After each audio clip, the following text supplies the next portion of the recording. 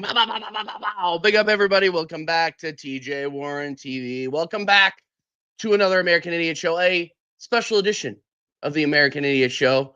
As you guys can probably tell, I sound like I have a bunch of toilet paper shoved up my nose, but that's just because I'm getting over a little thing here. But we got the energy. We got Dal here, fresh back from the Hawaiian Islands. Dal, how you doing, bro? I'm doing good, but like we were talking backstage, I gotta go back to work tomorrow. So all the fun's over. The beers aren't flowing anymore. The mango wine, the great barbecue Maui chicken salad I had, and some fresh fish for dinner and some steak. I mean, it was great. It was a really good time, much needed time off. Good man. Got a lot of suitcases to unpack and clothes to wash and all that fun stuff. But yeah, great to be here. I know we obviously missed the show Friday, so here we are making up for it on episode 84. Hopefully get some people in the chat for a minute or two to have their say, and yeah, absolutely. So what we're gonna do here, guys, is me and Dal are gonna give our thoughts here on not only the game this weekend, but just Arsenal in general. I think I'm, other than not feeling well, I'm fucking exhausted with this club, bro.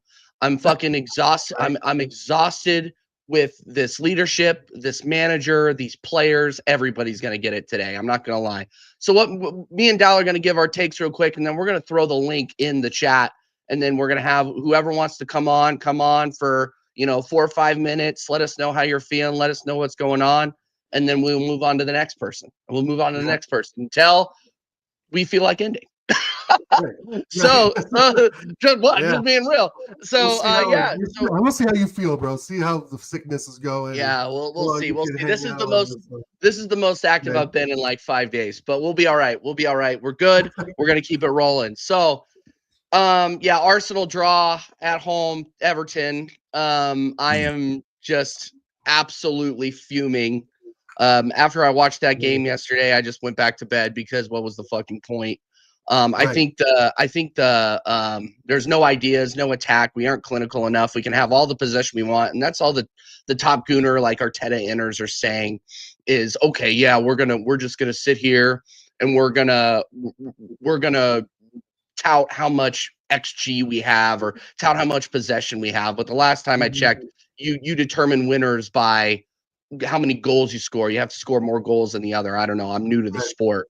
But you got people throwing all these stats at you, and really all that matters is the win and the loss column. So I'm just sick of it. And honestly, and then I'm gonna toss it over to you, Dal. I haven't been as vocal as I used to be on this channel in terms of being Arteta out and in terms of being of thinking that this guy isn't the way forward. I'm done with that now. I think I was just being polite.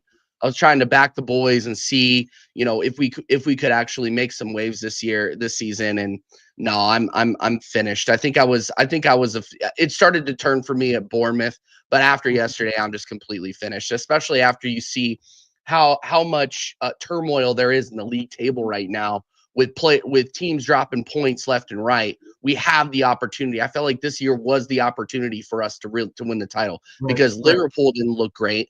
They have a game in hand. They have, they're not looking fantastic. Man City are completely finished. They're done. They're not coming back from this. And then you have Chelsea actually taking advantage of how crazy and chaotic these results have been. And they look like they're ready to win a league title already.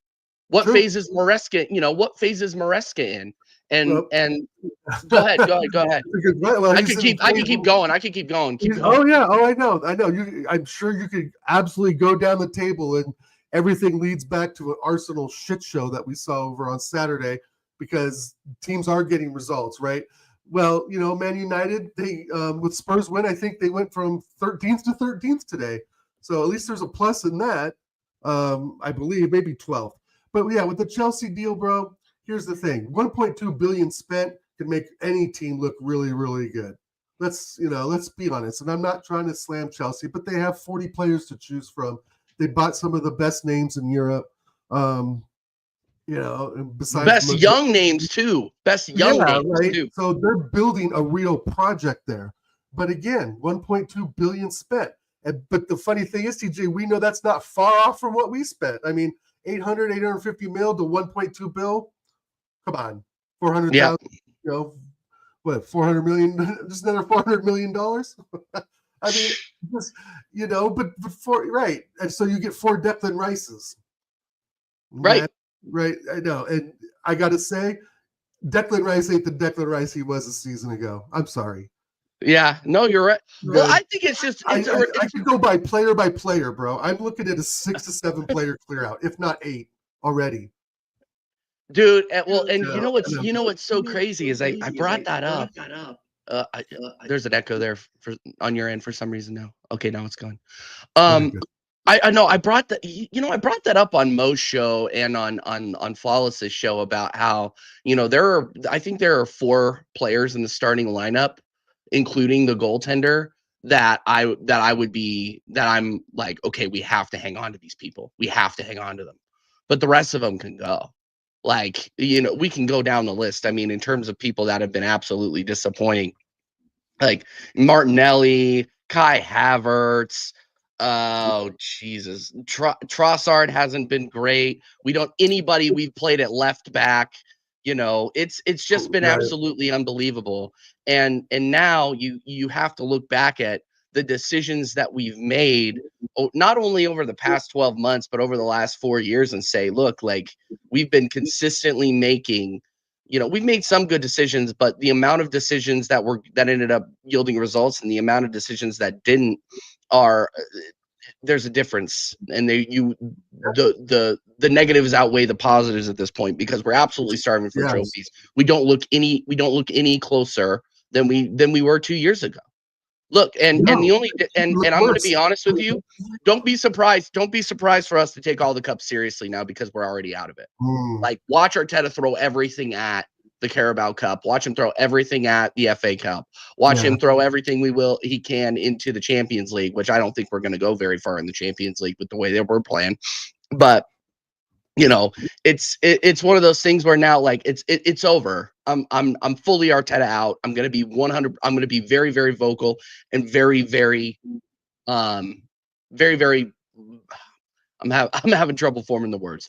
Very, very adamant about it now, because the amount of shit that I got back in, what was it? It was like September, October.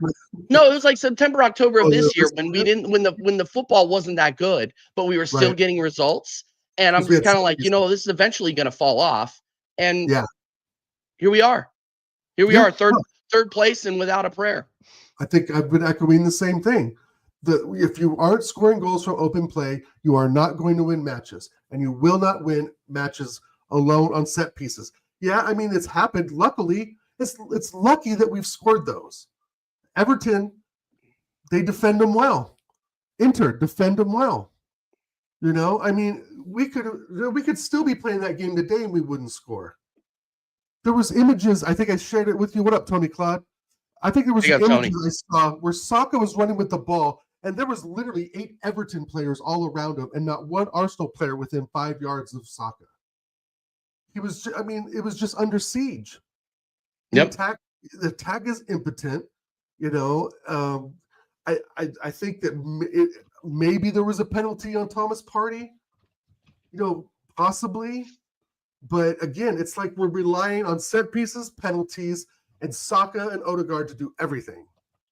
And this is Arteta's making 100%. He's the one who brought in Kai Havertz. He's the one that played him out of position. He's trying to fit this guy in for no fucking reason, you guys. Like, he tried to fit him in at left mid last season. That didn't work. He goes through a purple patch when, the beginning of this year, of the calendar year. Great purple patch, fantastic. But that's what he's supposed to do for a $65 million footballer, especially if you're going to play center forward, is to score goals. Why are we playing this camel idiot donkey up there, bro? He's not a striker. He's not an attacking midfielder. He's not a left midfielder. What are we trying to do here? Are we trying to win a trophy, or are we trying to develop Kai Havertz? And that's the exact conversation we had last year. What is the plan? Is the plan now to develop Lewis Skelly? Well, it sure isn't the plan to develop Waneri because he ain't playing. Dude, you could put Waneri on the left. Like, I don't understand why you can't mix it up and play like a 4-4-2 and play Waneri out wide and just kind of invert him. I mean, there's ideas and solutions to this, but this prick of a manager, he's a stubborn prick at this point. And he goes on after the match and says, well, it was kind of a close, tight game, and we did this and we did that. And I mean, after he just started smiling, I wanted to turn it off. I mean, what is this guy talking about now? You bring in Thomas Partey, and he's the spine of our fucking midfield, TJ. He is the spine of the midfield. And you put him at right back when you need a goal? It just, help it make sense. And I'm glad we got a lot of people in the chat tonight. The link will be dropping soon. Everybody gets their say tonight. 4, like TJ said, 4 or 5 minutes tops. Get your points in. This can't go on as Arsenal fans. And I know he signed a new contract, but hey, I'm looking at Nagelsmann in January. I'm looking at, hey, Thomas Frank, how's it going? Yeah, not the best performance day against Chelsea, but you actually put fight in that game today. And I didn't even watch the second half, but I figured it was going to be, 2-1? Was it the end 2-1? Yeah, 2-1. Nice goal from Mbeumo at the end there, too. Yeah, right? We're not even scoring goals at the end. Last season, we were depending on goals in the 89th minute. And now we're depending on set pieces that are just hit or miss, right? Shaving off Gabriel's head. I mean, I don't want to take away from the set piece coach. Yeah, we had a great run. Again, this team is nothing but purple patch. We have good runs and then shit. Good runs and then shit. And I just don't understand why this manager just can't concede in his own ego to realize that when you break up the spine of the team, you will not win games. You will not win games when you break up the spine of the squad. Even Chelsea, with all their players, they still have a spine, bro. They still have a spine with the Caldwell, Enzo, Palmer, and a striker. As much as we dog on Nicholas Jackson, is far better than Kai Havertz. Nicholas Jackson had a fantastic fucking goal today too. Bro, the one strike that he just rocketed. The Brentford keeper was fantastic today too, by the way.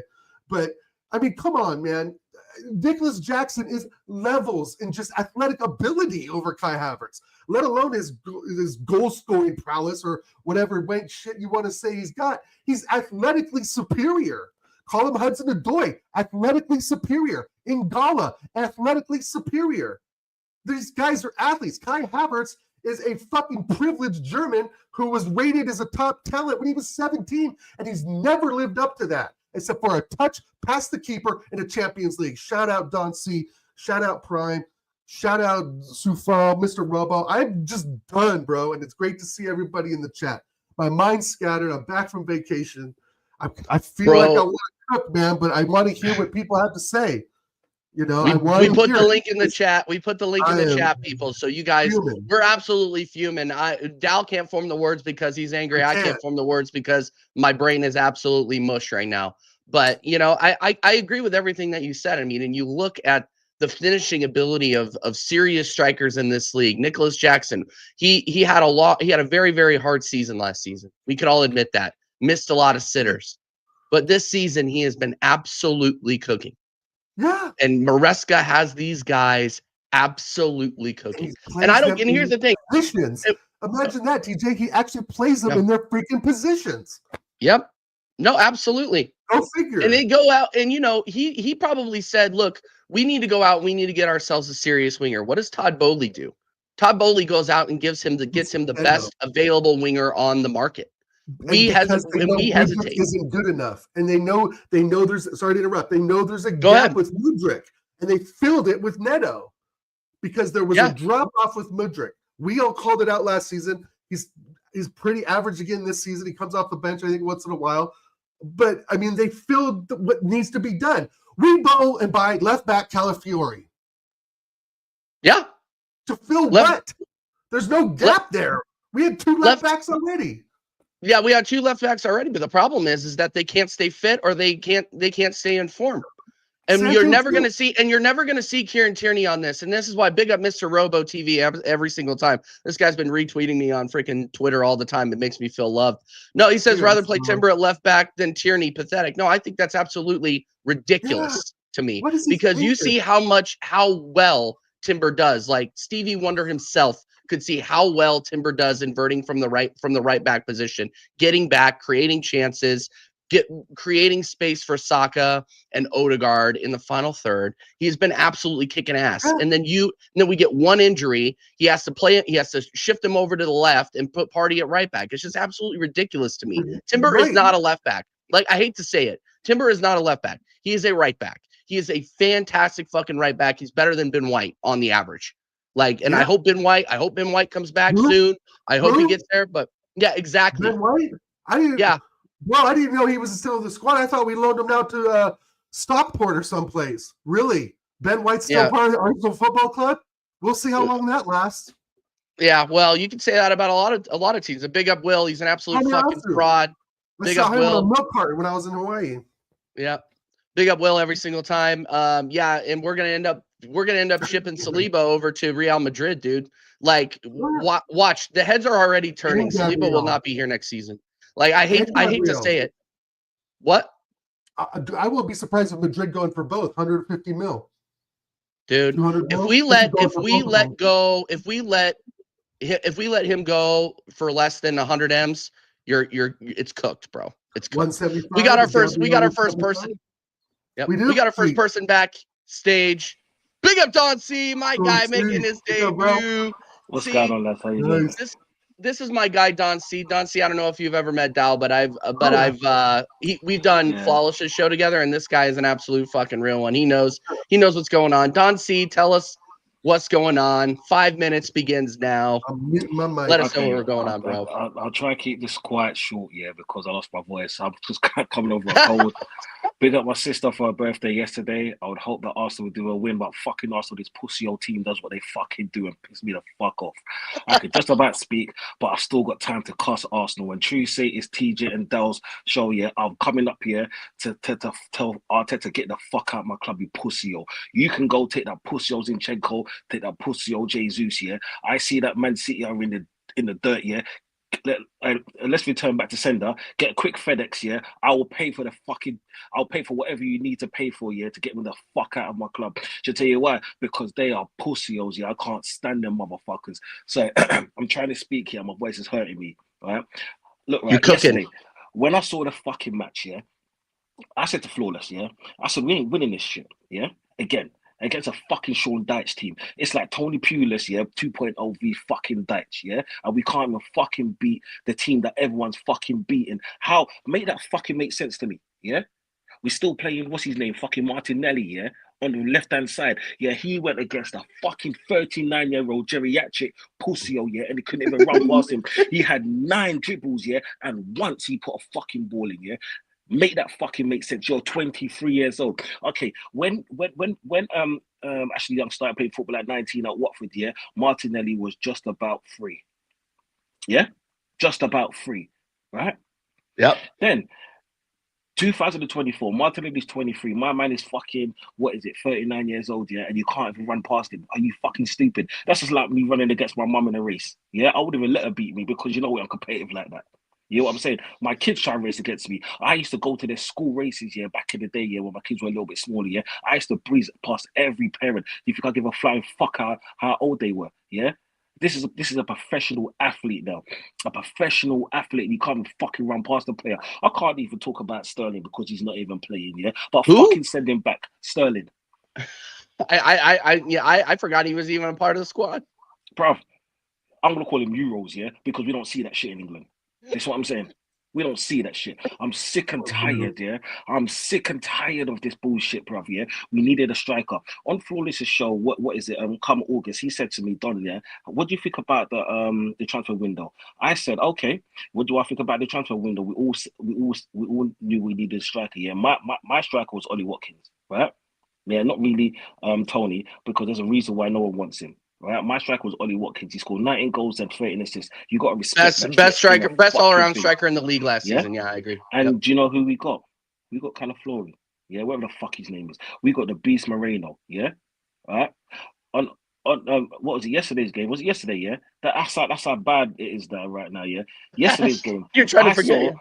fucking spaghetti legs. Declan Rice run past the player and Martinelli couldn't. Yeah. I'm so happy that we got Skelly playing, but I feel bad for him because you know what's going to happen? Someone's going to go and take him in the next 2 years. This is what I'm saying. Because what's the point of being at a club that's saying it's okay to finish second, to finish third without winning any trophies? I said at the end of last season, yeah, Man United had a fucking better season than us, yeah, because they at least won a trophy, yeah. Ten Hag said, "Fuck you lot, fuck Arsenal, yeah, fuck all the rest of you. You lot got your third, your fourth, your fifth. I finished ninth or eighth, whatever the fuck they are. I don't really give a shit, yeah." And we got 2 titles in the last 2 years. But my man called Arteta, yeah, is happy squeezing fucking oranges, fucking having a dog, getting thieves. You're the one that's robbing our club, yeah. So do you know what? Yeah, do what Robin Hood did and get the fuck out of Sherwood Forest, yeah. I'm gonna become the sheriff here to run you out, you pussy. Yo. I'm sick and tired of this shit. I'm sick and tired of every single week the same thing. Like the last few games, we scored like 13, 14 goals. I said we can't sustain that, yeah, because it's Arsenal, yeah. The last game against who was it? Monaco. We played quite well, right? But if it wasn't for Saka, we'll be in Man United shoes. No, actually, I'll big us Arsenal a little bit better. We'll be 9th, yeah, not 13th. We'll be 9th without Saka, yeah. He's had what 19 goal contributions or something like that, yeah. Yeah. 19 goal contributions. We're looking more and more or like close to Saka that. FC every week. Bruv, the moment Saka came into our club, yeah, and went from left back to right wing to right back to right to left wing, whatever it is, yeah, we've been Saka FC for the last 4.5 seasons, yeah. Odegaard coming in, right? Odegaard, what's Odegaard done? Look, yeah, when you're supposed to have a child here, you're supposed to be over the moon, happy. You're supposed to be that proud father, but it looks like he's the one that was in fucking 9 hours labor. This is what I'm saying. That's what it seems like. Yeah. I'm sick of tired like that. God bless him for having a child, yeah. But do you know what? Yeah, make a child proud and do something on the fucking field because this is your fucking job. If I didn't do my job, yeah, right, guess what? I'll be fired. You know what I'm saying? These motherfuckers aren't doing their job. And do you know what they're saying? Oh, please leave us alone on social media. Do you know what? Yeah, we will leave you alone if you lot did your fucking job. The players I can't really go at, yeah, is Saka, is Timber, Gabriel. Is even Raya. Raya's done his thing, but Raya really hasn't faced any shots because of Gabriel and Saliba, right? Rice has been doing a decent job. Jorginho has been doing a decent job, yeah? Partey's played out of position, so I can't even say he's doing a decent job. So he's doing the best of what tools that he's got to work with. But the rest of these motherfuckers, what are they doing? Jesus, why are you still here, bro?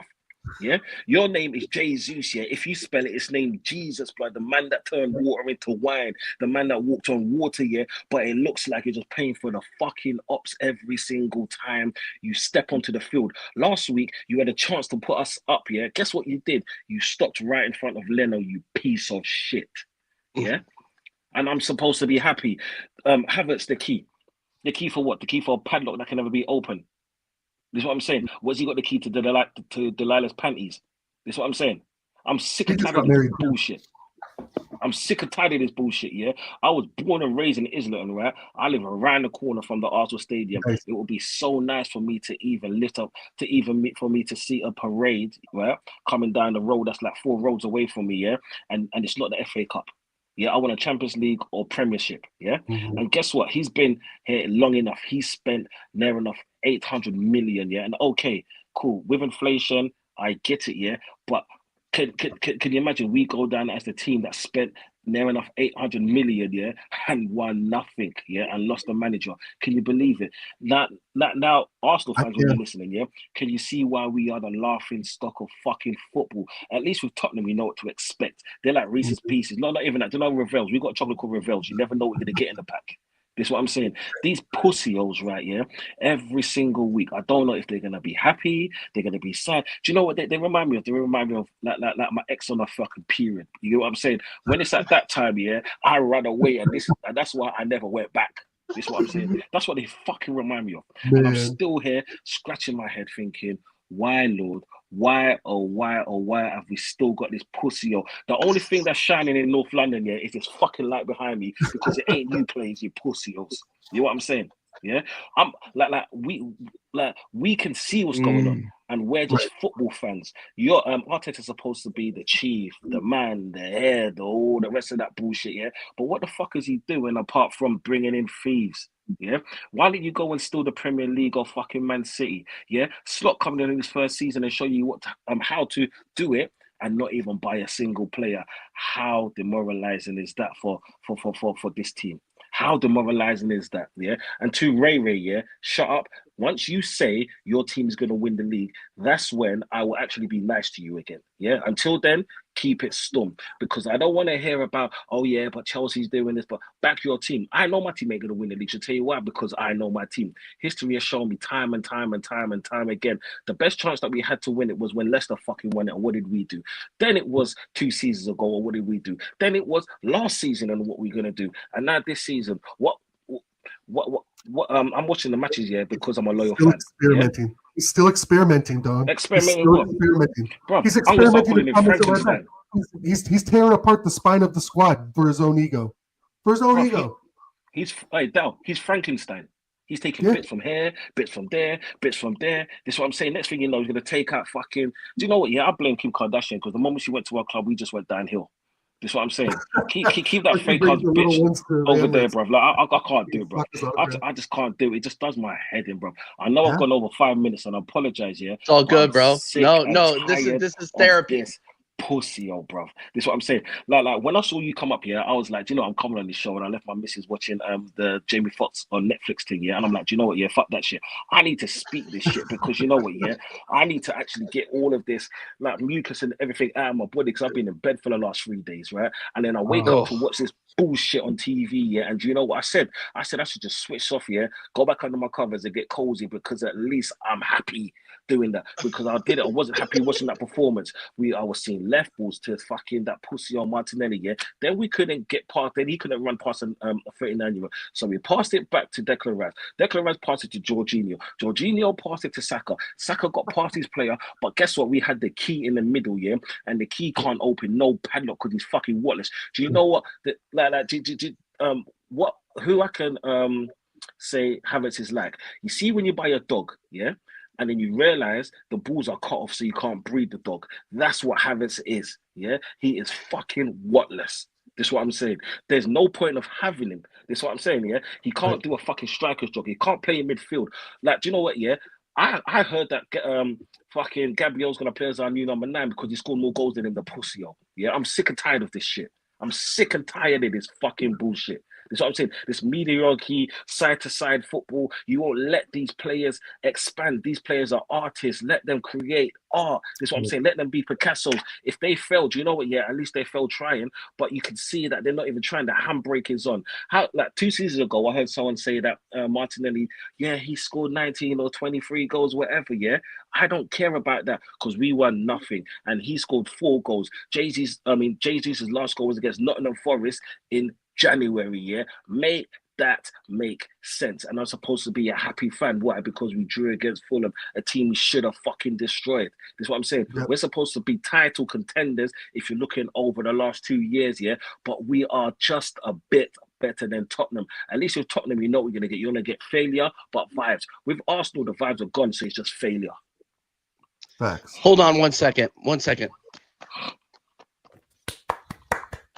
Thank you. This guy's a fucking legend. Big up Don C every single fucking time. Surafel, welcome to the show. Yes, first time. First time listening, first time caller. How you doing, bro? Tell us how you're feeling. Besides Arsenal, I'm doing well. Good. And I really want to get to the root of the problem. And the root of the problem for me is the decision to get Havertz from Chelsea. I think that's where this team's trajectory went down. And I look back and I think to myself, what was Edu thinking? What was Arteta thinking? What are the Cronkies doing approving this move? Because for me, neither is he a 9 or an 8. He's nothing. He's a jack of all trades, but a master of none. All right? Maybe he'll give you some run in behinds, but what does that do? That does nothing. Goals count, assists count, but those have not been up. And from that point on, we've been trying to fill in this sunk cost of getting an 8 and a 9. And we get Mourinho. Mourinho can't even turn. He can't really. I haven't seen him pull off a successful turn into an assist yet. or a chance created. Have you seen it? I haven't seen it. No. Maybe he's a threat as an aerial threat, but not even that doesn't really mean anything. We've become Stoke. We've become Champagne Stoke, and I think that it was very apt from someone. Champagne Stoke. Yes, because all we're doing is we become an aerial threat and a defensive powerhouse. And even as an aerial threat and defensive powerhouse, we can't win matches. We're not good at that. Exactly, especially when you come up against a team like Everton, who has trees running across the back line. Yep. And you can really see where Sean Dyche was up for it, because he knew that this Arteta's team was not going to do anything.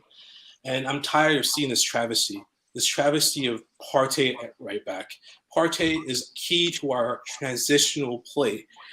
Even when Odegaard is in there, Partey is the one who pings the ball out to Saka or Martinelli to get the attack going, and we haven't seen that for over 5, maybe 6 matches now. Partey at right back is just, it doesn't make any sense. Just because he's brilliant at defense, he could be a solid defender, doesn't mean he belongs in defense, because his creative ability is immense. His positional awareness is immense. His ability to get that ball out wide, get the attack going is immense.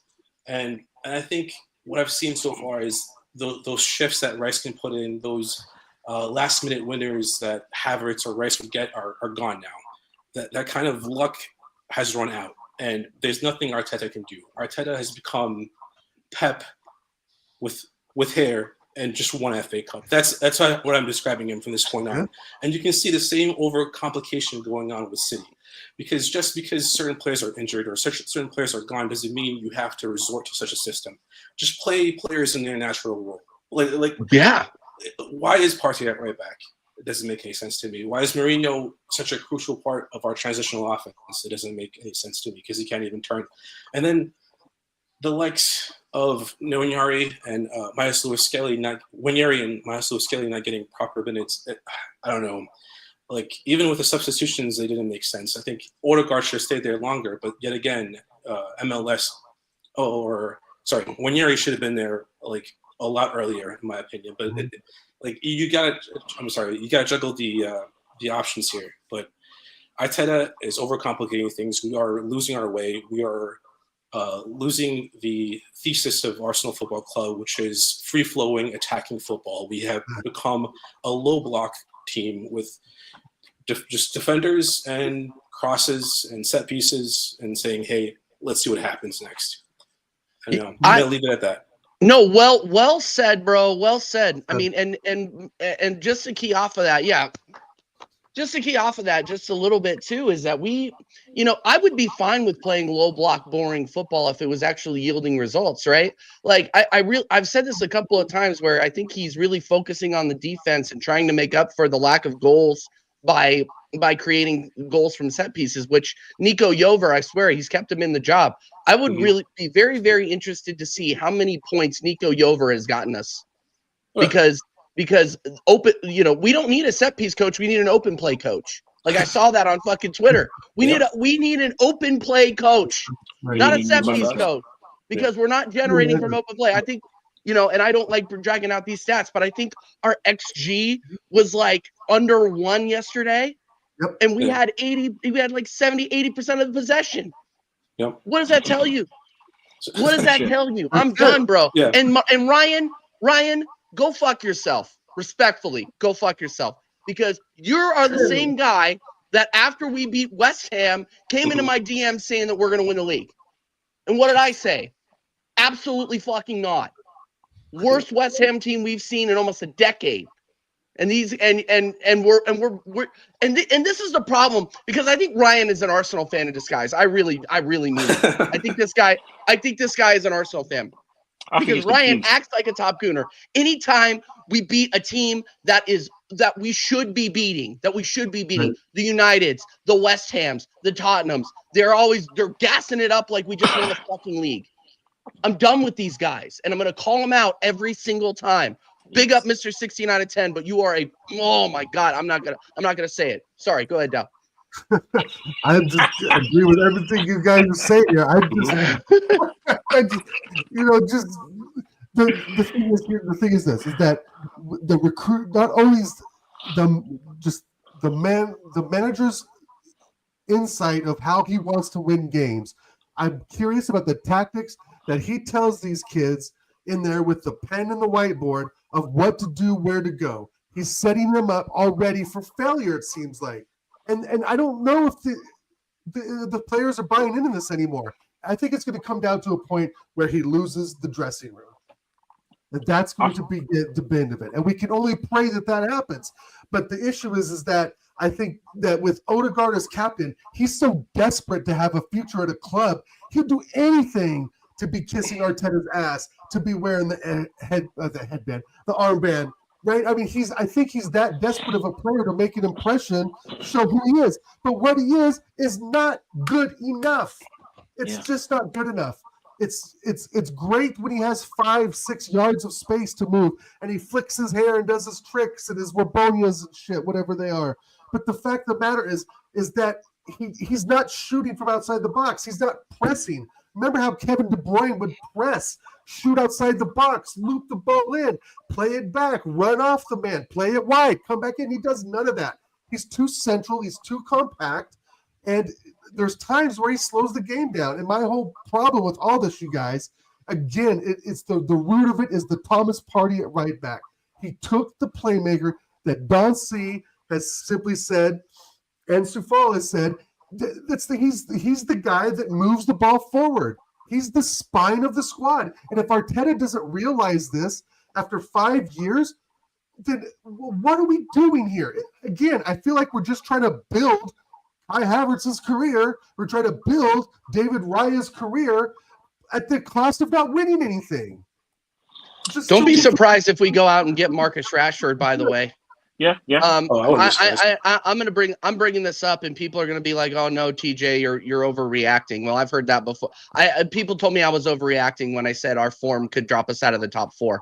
Now it's looking more and more likely every day. So don't call me crazy when I say we could go out and sign Marcus Rashford on loan in January and then try to sign him during. Yeah, you rub your fucking face now, but it's true. I mean, this guy. Mikel Arteta is Captain Save-A-Hole when it comes to this shit.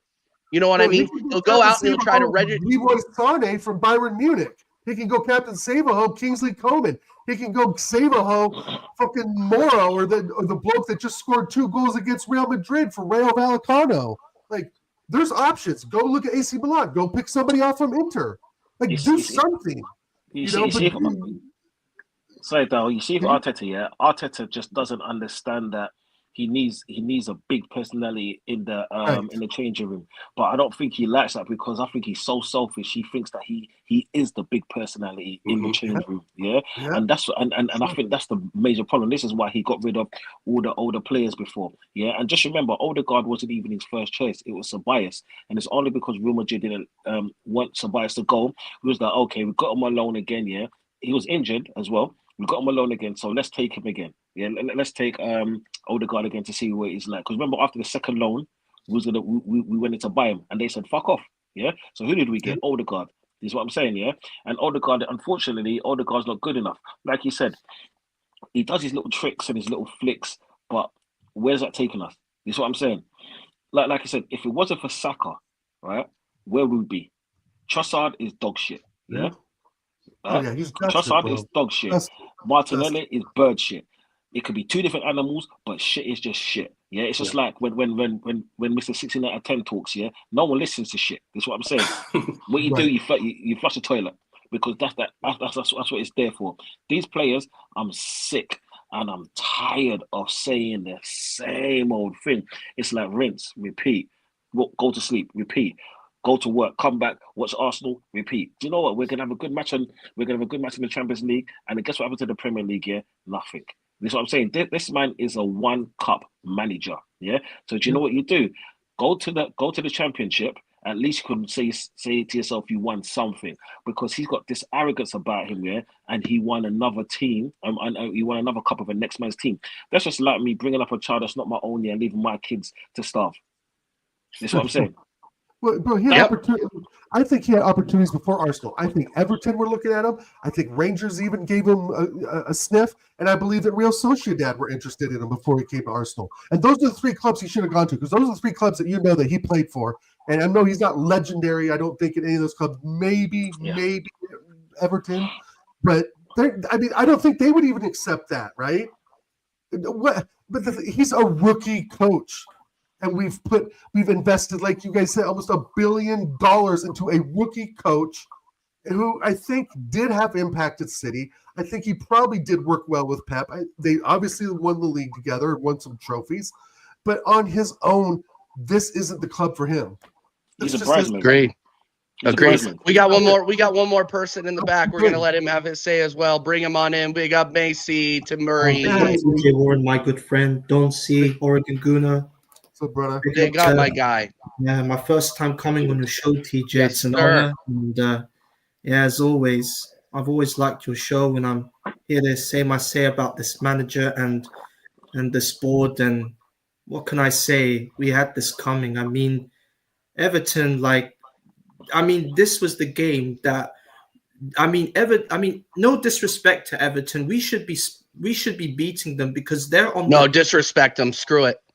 Yeah, because they're on the form of their life, and we should be beating them. But this manager gets absolutely schooled out by Sean Dyche. Sean Dyche always has his number year after year, Burnley and Everton. And big up to Sean Dyche for his incredible master plan. He absolutely used his thinkness to outsmart Arteta. And I give him praise for that. His players performed very well yesterday. Ashley Young pocketed Martinelli. A 39-year-old Ashley Young pocketed Martinelli. And I've had enough of Martinelli. I mean, when he first came to this football club, I was like, this kid Martinelli's got some potential. And you know who brought him into this football club? Unai Emery. That's the reason why Martinelli came. And Emery was the reason as to why Martinelli could have gone to that level. But ever since Arteta has come, Martinelli's performance has been dropping lower and lower because of that arrogant manager. I'm sick of it. And every single time, and the worst thing is about this football club, we are going out of this transfer window getting these scrubs from other clubs like Gabriel Jesus, Zinchenko, Kai Havertz, Raheem Sterling, Jorginho. Look what are we do? Who are we? Are we just like a shop that we can go out and pot and grab someone and say that we're going to get the best out of them?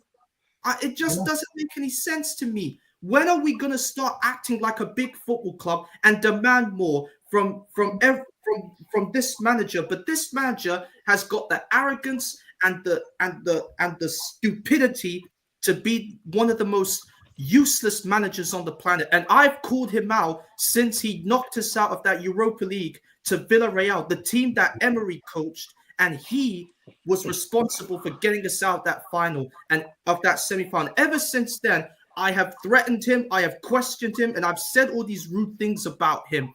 Because if he does not leave this football club, nothing will change at this football club. And he's got all this PR protecting him. The PR, the media, Garlic, Lewis, the Cronkies, they're all protecting him like he's their treasure, like he's their messiah or something. And I'm sick of all of this. Josh Kroenke said that he wants to connect with the fans. Well, let me tell you something, you arrogant owner. Get out of America and come to the Emirates and address yourself. Because if you're not enough to come out and address this situation, you're not a man. You are a coward like your dad. Richard Garlick and Tim Lewis, you two are the worst hierarchy board members of all time. Richard Garlick, I don't know how the hell you got that CEO job. Oh, because Vinay said, I need someone of caliber to give me the CEO job. So I know I'll give it to Garlick. Well done, Vinay. Helpful performance from you arrogant CEO. And the reason is we are getting absolutely cooked up by these small teams that we should be beating.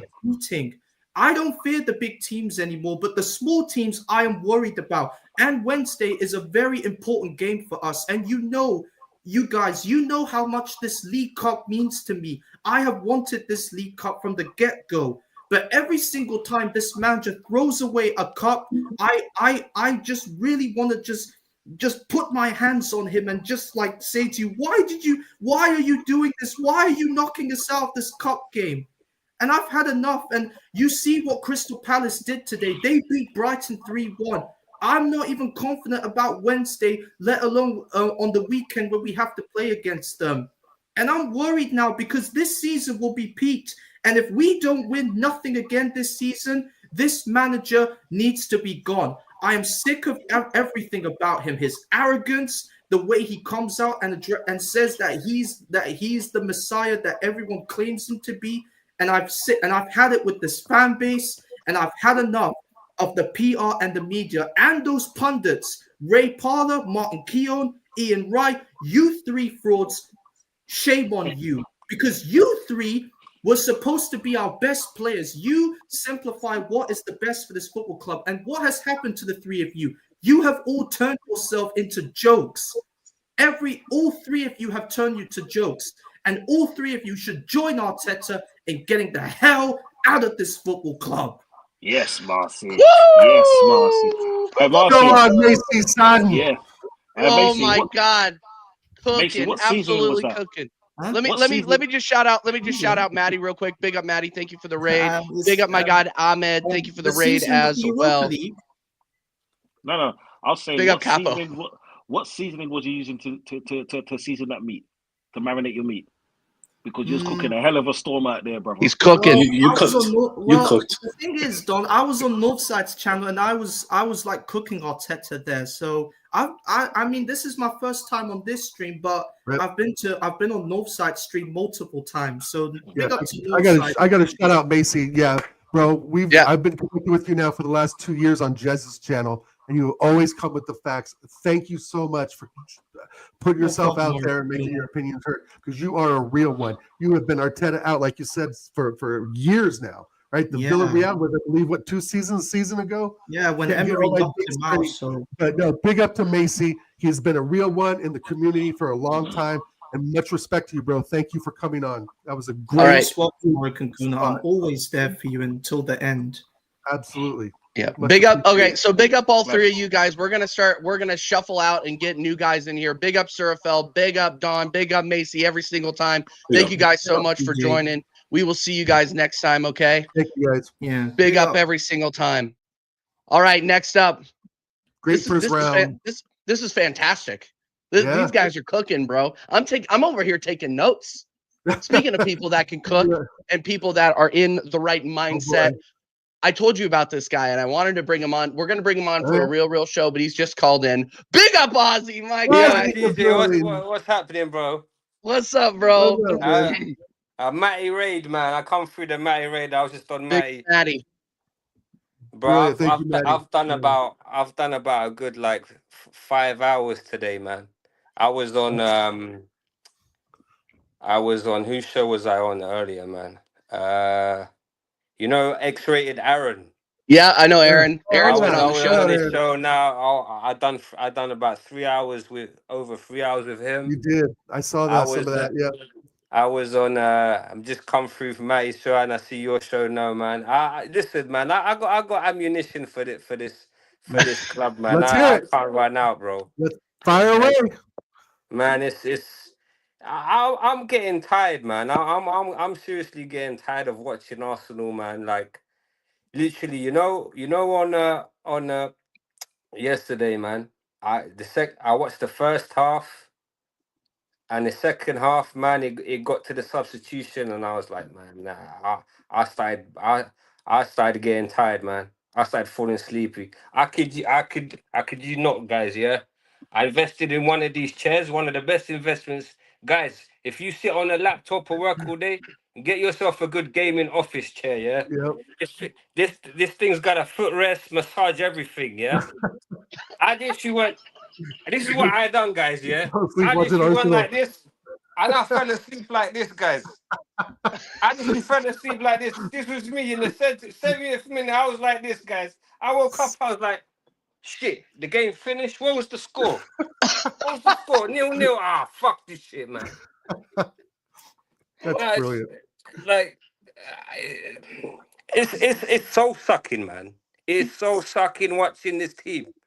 I've supported this team for 25 years, and I cannot remember for the life of me in 25 years Arsenal playing as bad as they did yesterday. I mean, we've had some shocking results, yeah. I don't know how many years you guys have supported this club. I supported this club for 25 years, and I'm with you about 25 years. I've seen some lackluster performances, but yesterday was absolutely diabolical. We could have still been playing today, and we would have not scored. We have this Lego head. This Lego head, yeah, has spent 800 million for us to be for us to be Odegaard, get the ball past to Saka and see if Saka could do something. Yep. And apart from that, it's set pieces.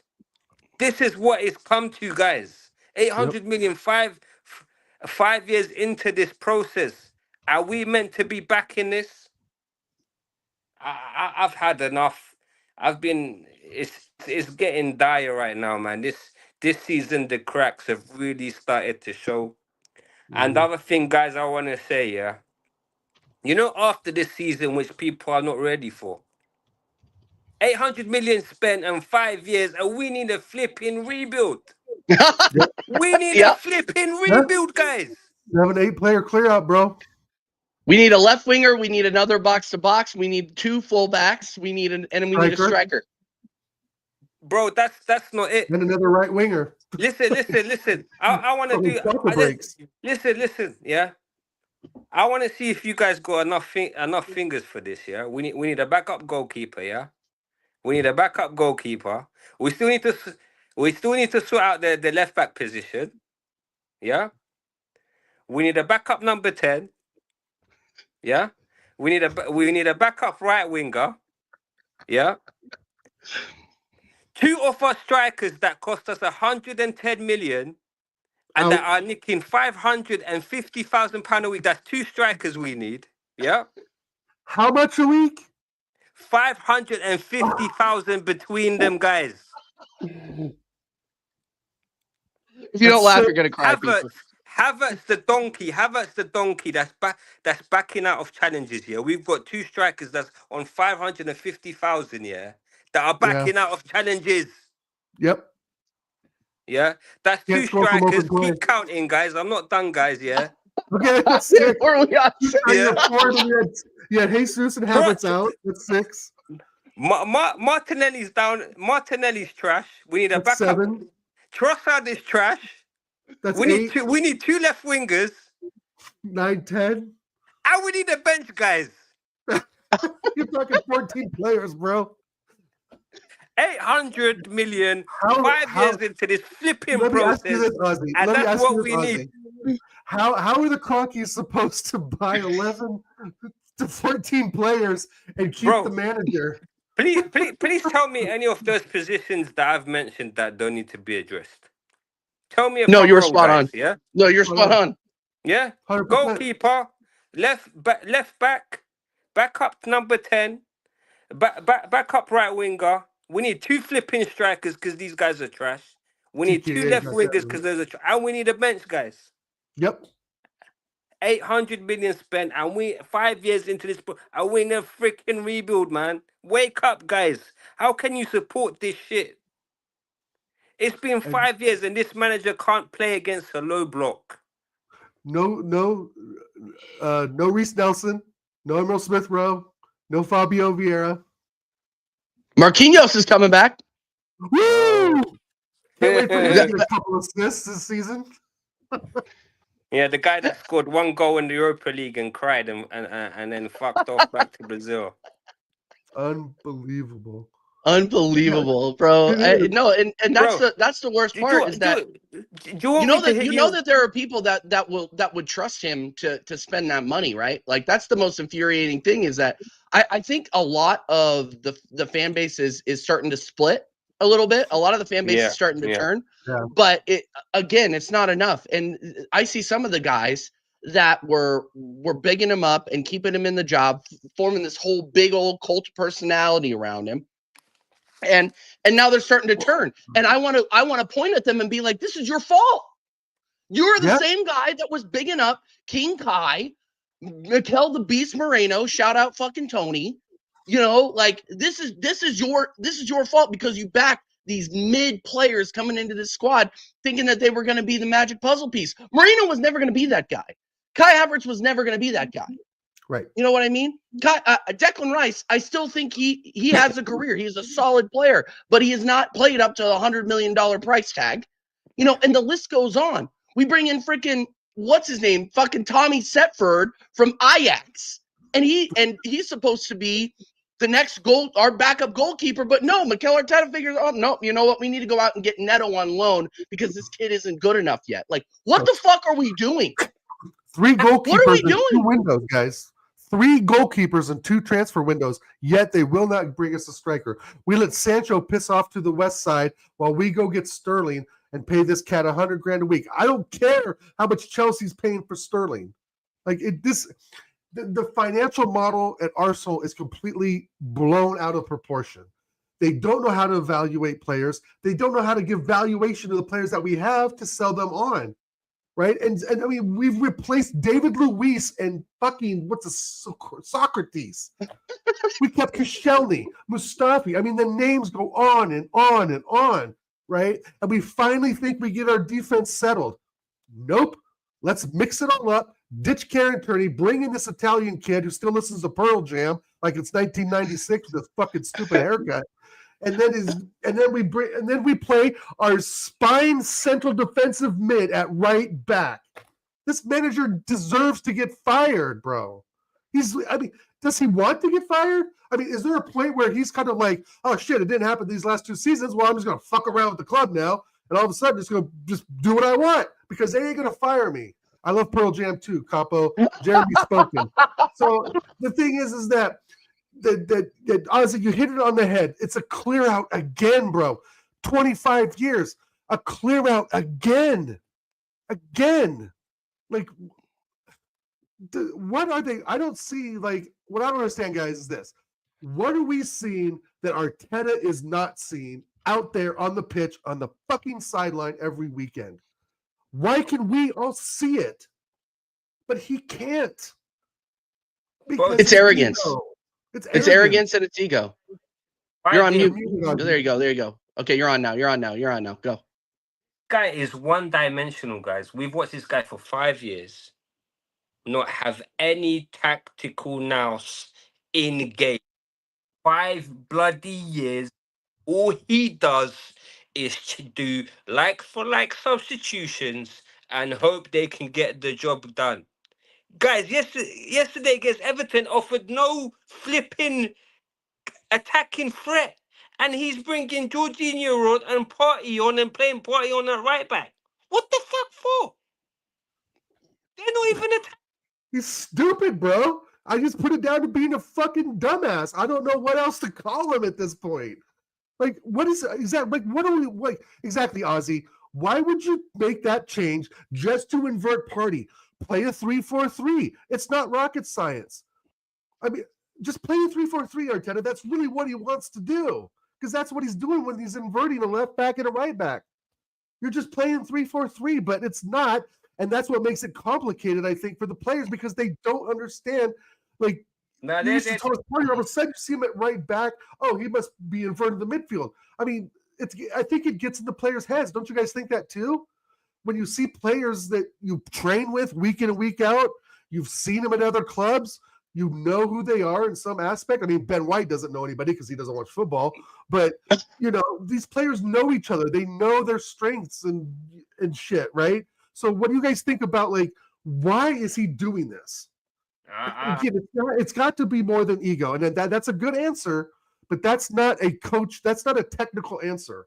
Can I be honest with you? I'm gonna offer something. I don't think he trusts his own players. To be 100%. Honest, I think that these players 100%. That he brings in, they don't fucking pan out, and so he has to go back and revert. He's like that. He's a micromanager. That's the long and the short of it. Dal, you've worked with this guy. Ozzy's worked with this guy. I've worked with this guy. It's the guy who picks apart everything that you do. He doesn't let you create. He doesn't let you be your own footballer. And Pep is the same way. And he comes from that school of Pep, and thankfully you don't see that so much out of Maresca. Maresca looks to have just enough control, but gives the players the freedom to do what they want. There is no freedom in this club. There is no freedom in this club per player. That's why you're never going to see it. That's why you're never going to see a Tierney. That's why you saw Aubameyang leave almost 3 years ago. That's why you saw players that were going to butt heads with him and challenge him leave. Lacazette, even though Lacazette wasn't that great, Lacazette knew, like, this is a fucking joke. This is going nowhere. And he left as well. He fucked off back to Lyon, and we're no better off. We're no better than when he was here. If we're going to be honest with you, actually, if you think about it, we're worse off because we've spent $800 million. We're no closer to a trophy. And like Ozzy said, we need another $1 billion to replace the players that he's brought in. Right. Fucking fuming. Big up Omar. Omar's here. Omar B. Hey. Omar B, legend. Big up everyone. What's going on? What you saying, bro? Sorry about Barca. Listen, man. Gonna try. This is my first time on TJ Warren TV. Big up. I'm gonna try to be more positive. I wish I was more positive. Have you been listening to the show? It's not been very positive. I'm not gonna lie to you, TJ. I am fuming right now. Right now, I am shaking with anger right now after what I just witnessed. We just lost to a team in the relegation zone at home, After I just watched Madrid yesterday, Drew, we could have gone 4 points clear, and now we've lost, and now they have a game in hand, which they are going to potentially go top if they win. You know what? This is why I'm not even going to talk about Barca, because honestly, I'm going to be doing a stream an hour from now, so I will go into detail about it, honestly, guys. But I promise you all, I am done. I am done believing in these guys. I didn't believe in any of these players that are in my squad right now in the beginning of the season. I didn't trust any of them. I trusted the manager, and the manager actually made me believe in these players. But now I'm done. These are the same players that let me down last season with Xavi. The same thoughts in the same squad, right? It's the same players. I'm done. I'm done believing in these guys. These guys have finally exposed themselves. Right, Hansi Flick, you've now realized the team you've inherited, and the board in Barcelona. You know what? I'm gonna go into detail about this on my stream. But listen, guys, go over to Omar B's channel after this, guys. Go over. He's gonna cook. I'll be there too. Go, Omar.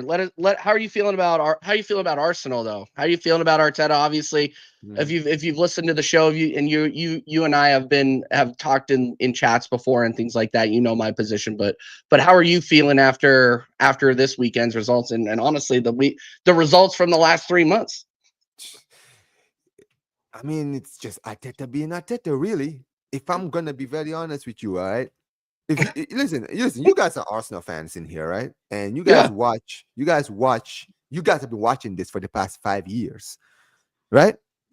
Yeah. This is like, it's gotten to a point now where it's just Groundhog Day for Arsenal fans every single season. You kind of see the same thing, and everyone is telling you, oh, this could be the year, and you're just sitting there like, wait a minute, I saw this last season. I saw this season ago, 2 seasons ago. Like, what is the difference?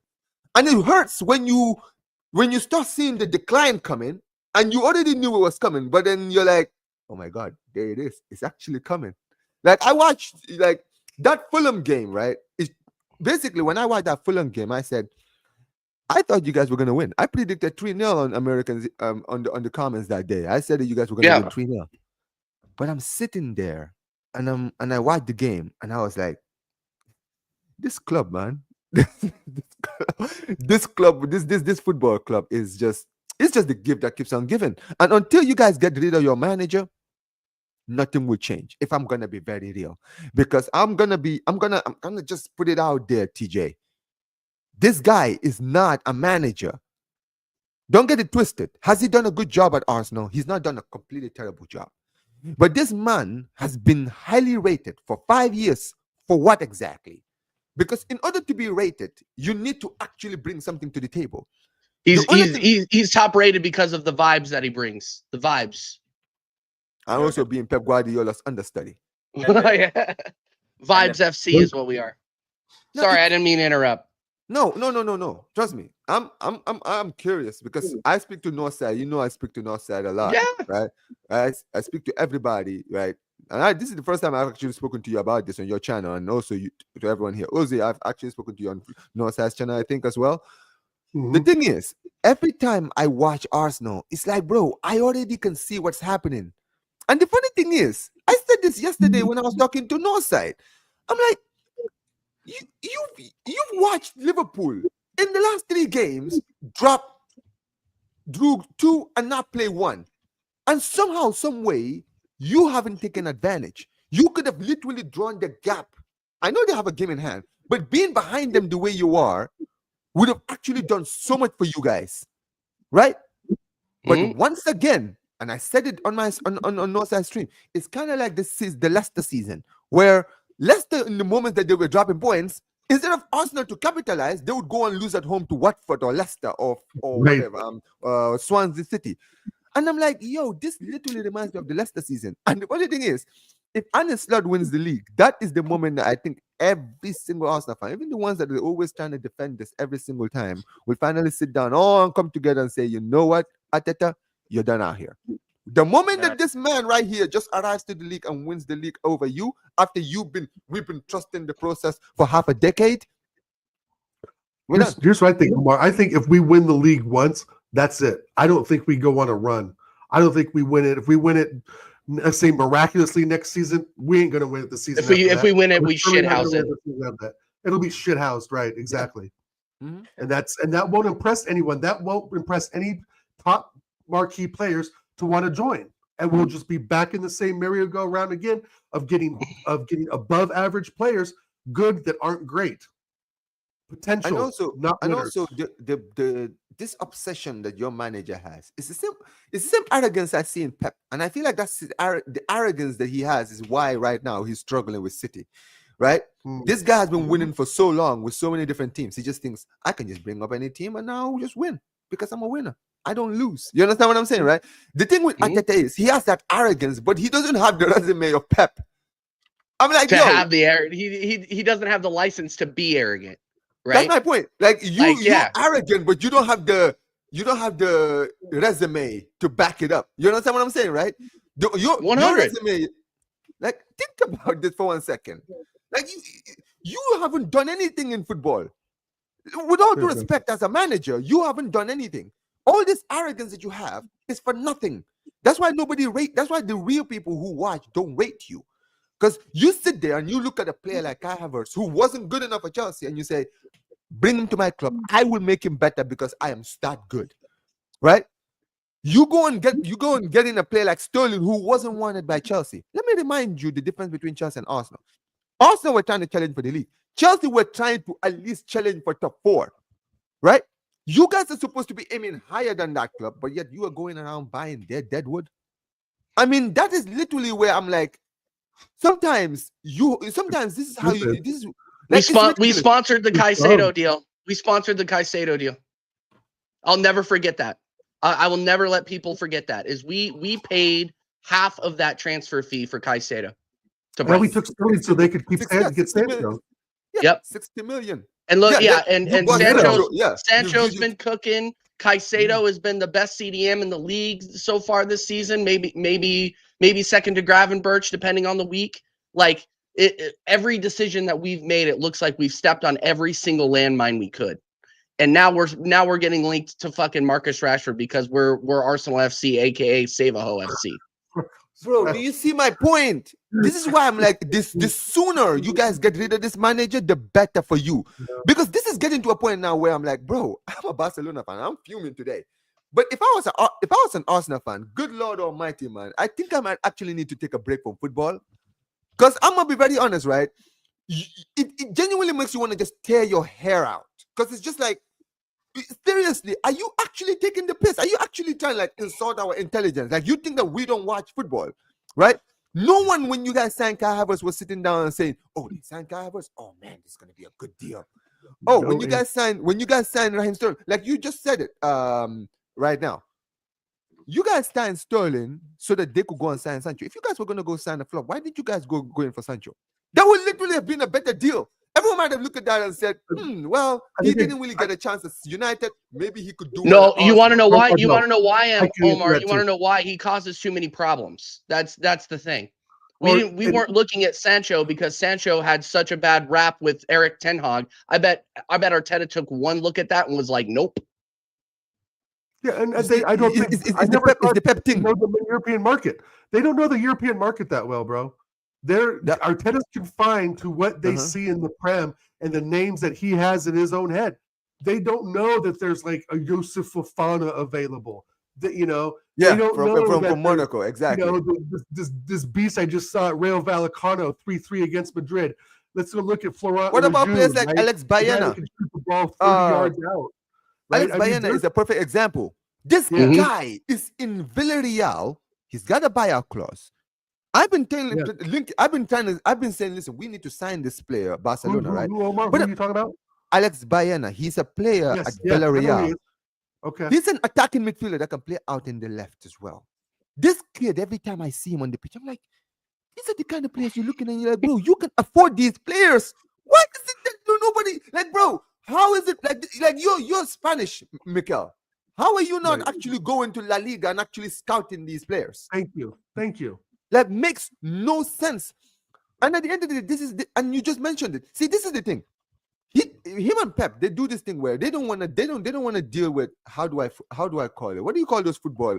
Those athletes, all right? They're larger than life athletes. They basically have their own opinion. They speak their mind. They don't really care. Like the Zlatans. You understand what I'm saying, right? Zlatan was someone who notoriously didn't get along with Pep. Even Eto'o, right? Eto'o was a very vocal person, didn't get along with Pep. Basically, Pep doesn't like players that are vocal. He wants his players to just be mute, just say basically yes men. Basically, that's what he likes, right? And Arteta is the same. This is why he didn't get. That's why he got rid of Aubameyang, because Aubameyang was a guy who tooted his said that exact same thing. Yes, right. But this is the thing. Sometimes you need players like that. You see someone like Sir Alex Ferguson. He had a lot of those kind of players in his team, right?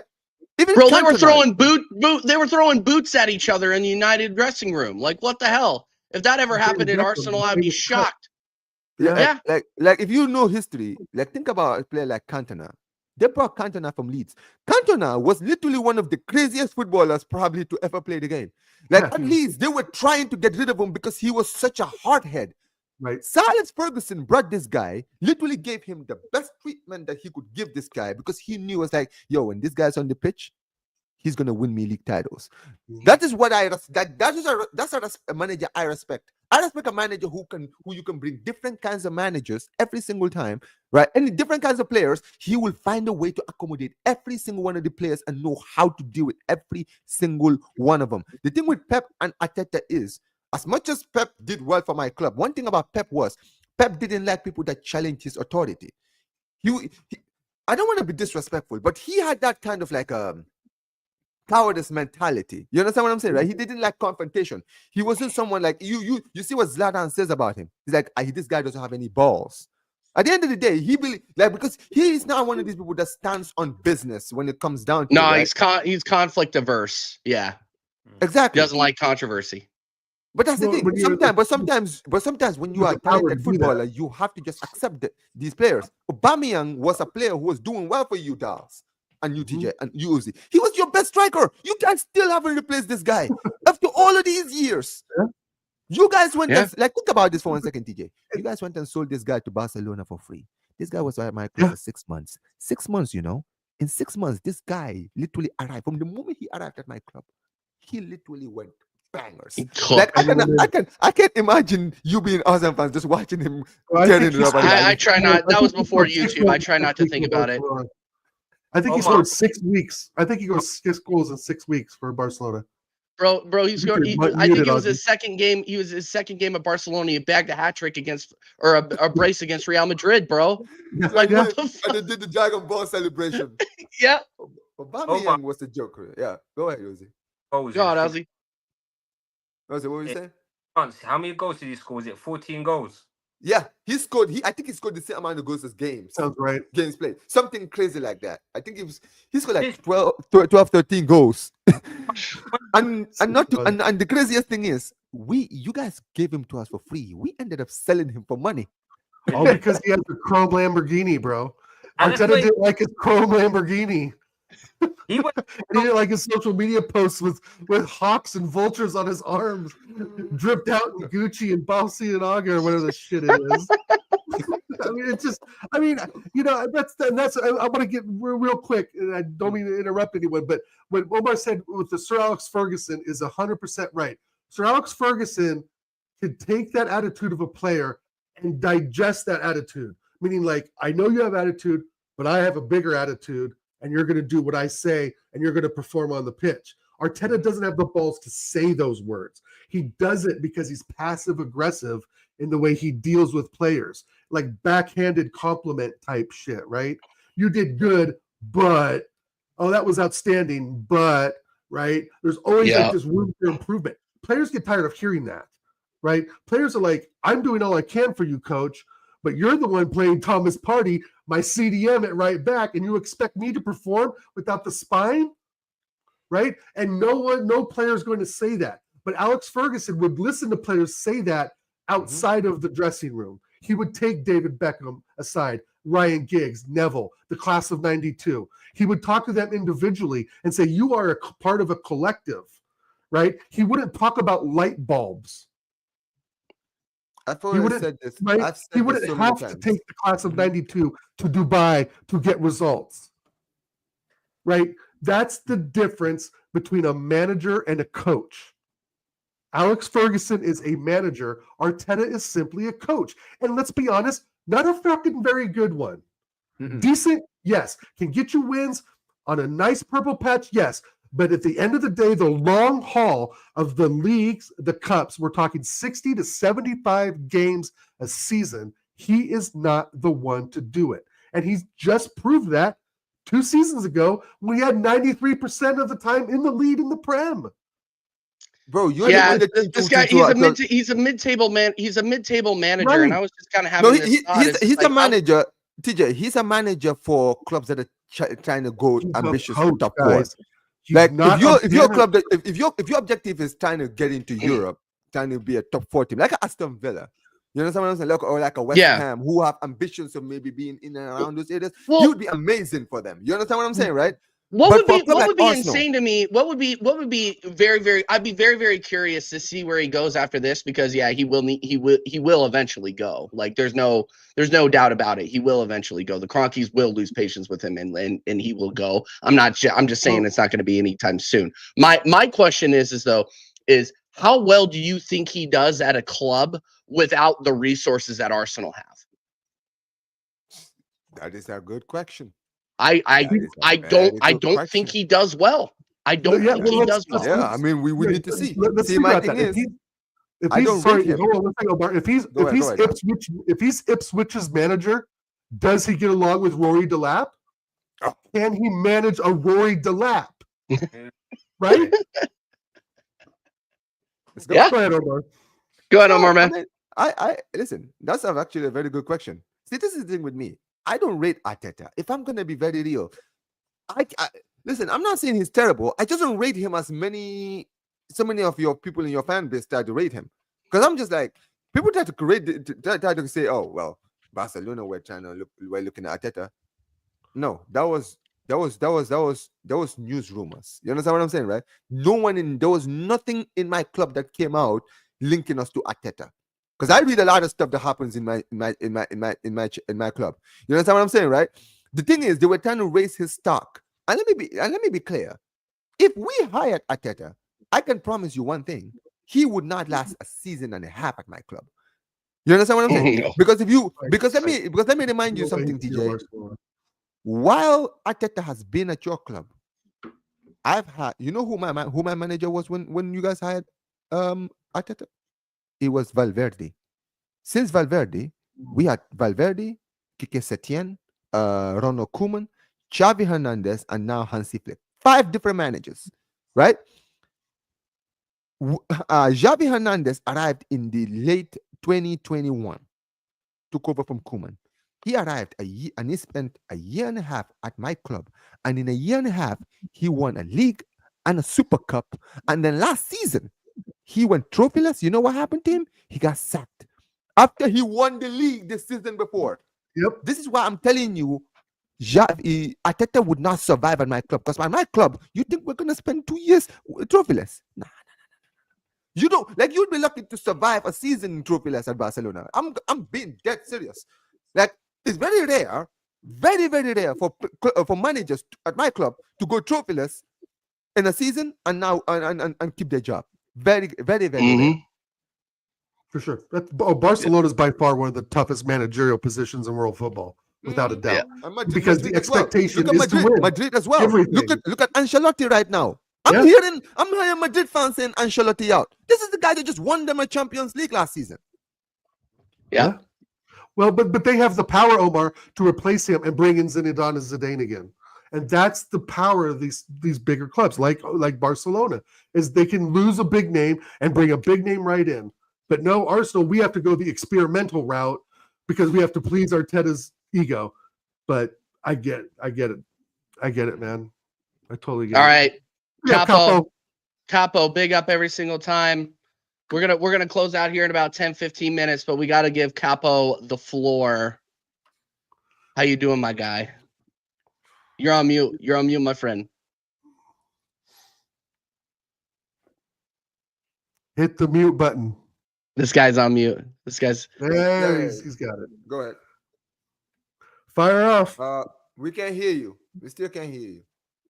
There's something in this. I think there's something in your settings, Capo. Look at the settings in StreamYard and see what's up with that. Just interrupt me when you're done. But yeah, that's the thing too. And another club that comes to mind, Bayern Munich too. They continue to win. They continue to compete every single time, and they fire managers in the tunnel after they won the league. Right? These I'm serious. These are the mentality. This is the mentality that is severely lacking at Arsenal. Arsenal, it's all about building the family. You're a part of the family. You're a part of the Arsenal way. You know, and I've only been a fan. I haven't been a fan as long as I started following in like 2010, 2011, right? When we were in the doldrums. And I keep hearing over and over again, oh, it's the Arsenal way. What the fuck is the Arsenal way? Winning FA Cups and then that's it? No, getting vibes off of top 4, hiring a dog, like adopting a dog, hiring pickpockets. Like, what the fuck? Like, we're not serious. And this is why it's going to get continuously more difficult for guys like me, guys like Ozzy, guys like Dow, guys like Capo, whenever we go on streams with the ops, because we're a fucking joke. We're the loudest fan base, but we're the biggest joke. Are you there, Capo? You good now, Capo? Still can't hear you. Still can't hear you, bro. I don't know what you might want to check in your never settings. Has these problems, bro. Check go to your settings and check audio. Maybe your microphone is could be just volume on the computer. But there's Andrew's 100% correct. Arsenal way, new merch drops, coats for 200 notes, dog called something that we can't do. Yeah. And when they came out there in those letter jackets yesterday, I'm like, you know how expensive that shit is? Mm-hmm. And they're just wearing them out there. I mean, we are just merch FC, bro. We're merch FC. It's a joke. You know what's funny, TJ? You just mentioned it. Madrid, Barcelona, Bayern Munich. Now think about how long these clubs have been around. And after so many, and decades upon decades, you see clubs go up, go down, go up, go down, go up, go down. Barcelona, Real Madrid, and Bayern Munich are they're not always the best team in the world, but they're always up there with the best. Why? Because at the end of the day, it's been nailed on to the minds of the fans and the club's DNA that there's certain positions are not accepted. We don't do the whole trust the process for 5 years. You understand what I'm saying, right? At the end of the day, you think about it. You guys hired Arteta when Ancelotti was available. Yep. That is the difference, right? The Arsenal way says, let's go and hire a manager that has the potential to be great, not go and hire a manager who has been notorious for winning. And being, you understand what I'm saying, right? Great. Currently great. Pedigree But of this is my trophies. point. Why is it that Madrid? Think about it. Because you know what's funny, Ozzy? And you guys remember this. Do you guys remember? He was at Everton.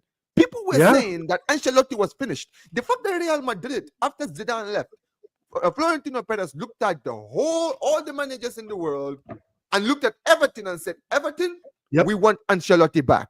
The fact that they saw Ancelotti, the guy who's apparently finished, they're like, yeah, we'll have you back again. And he's coming and boom, they're back to being the best team in Europe, just like that. Right? Incredible. Yep. It's levels we're talking about here. See, a club like Madrid, they're the here and now. We want to win now. We want to win right away. Right? And at the end of the day, that's what your club should have been doing. Because this is the thing. I've said this yesterday to Northside. I don't even think that the squad you guys have right now is that bad. I just think that you guys just need a few improvements in certain positions. I think that you guys need a 20-goal a season striker. I don't know right? about that, Omar. No. I'm telling you. I see where you're going with this, bro. I don't know.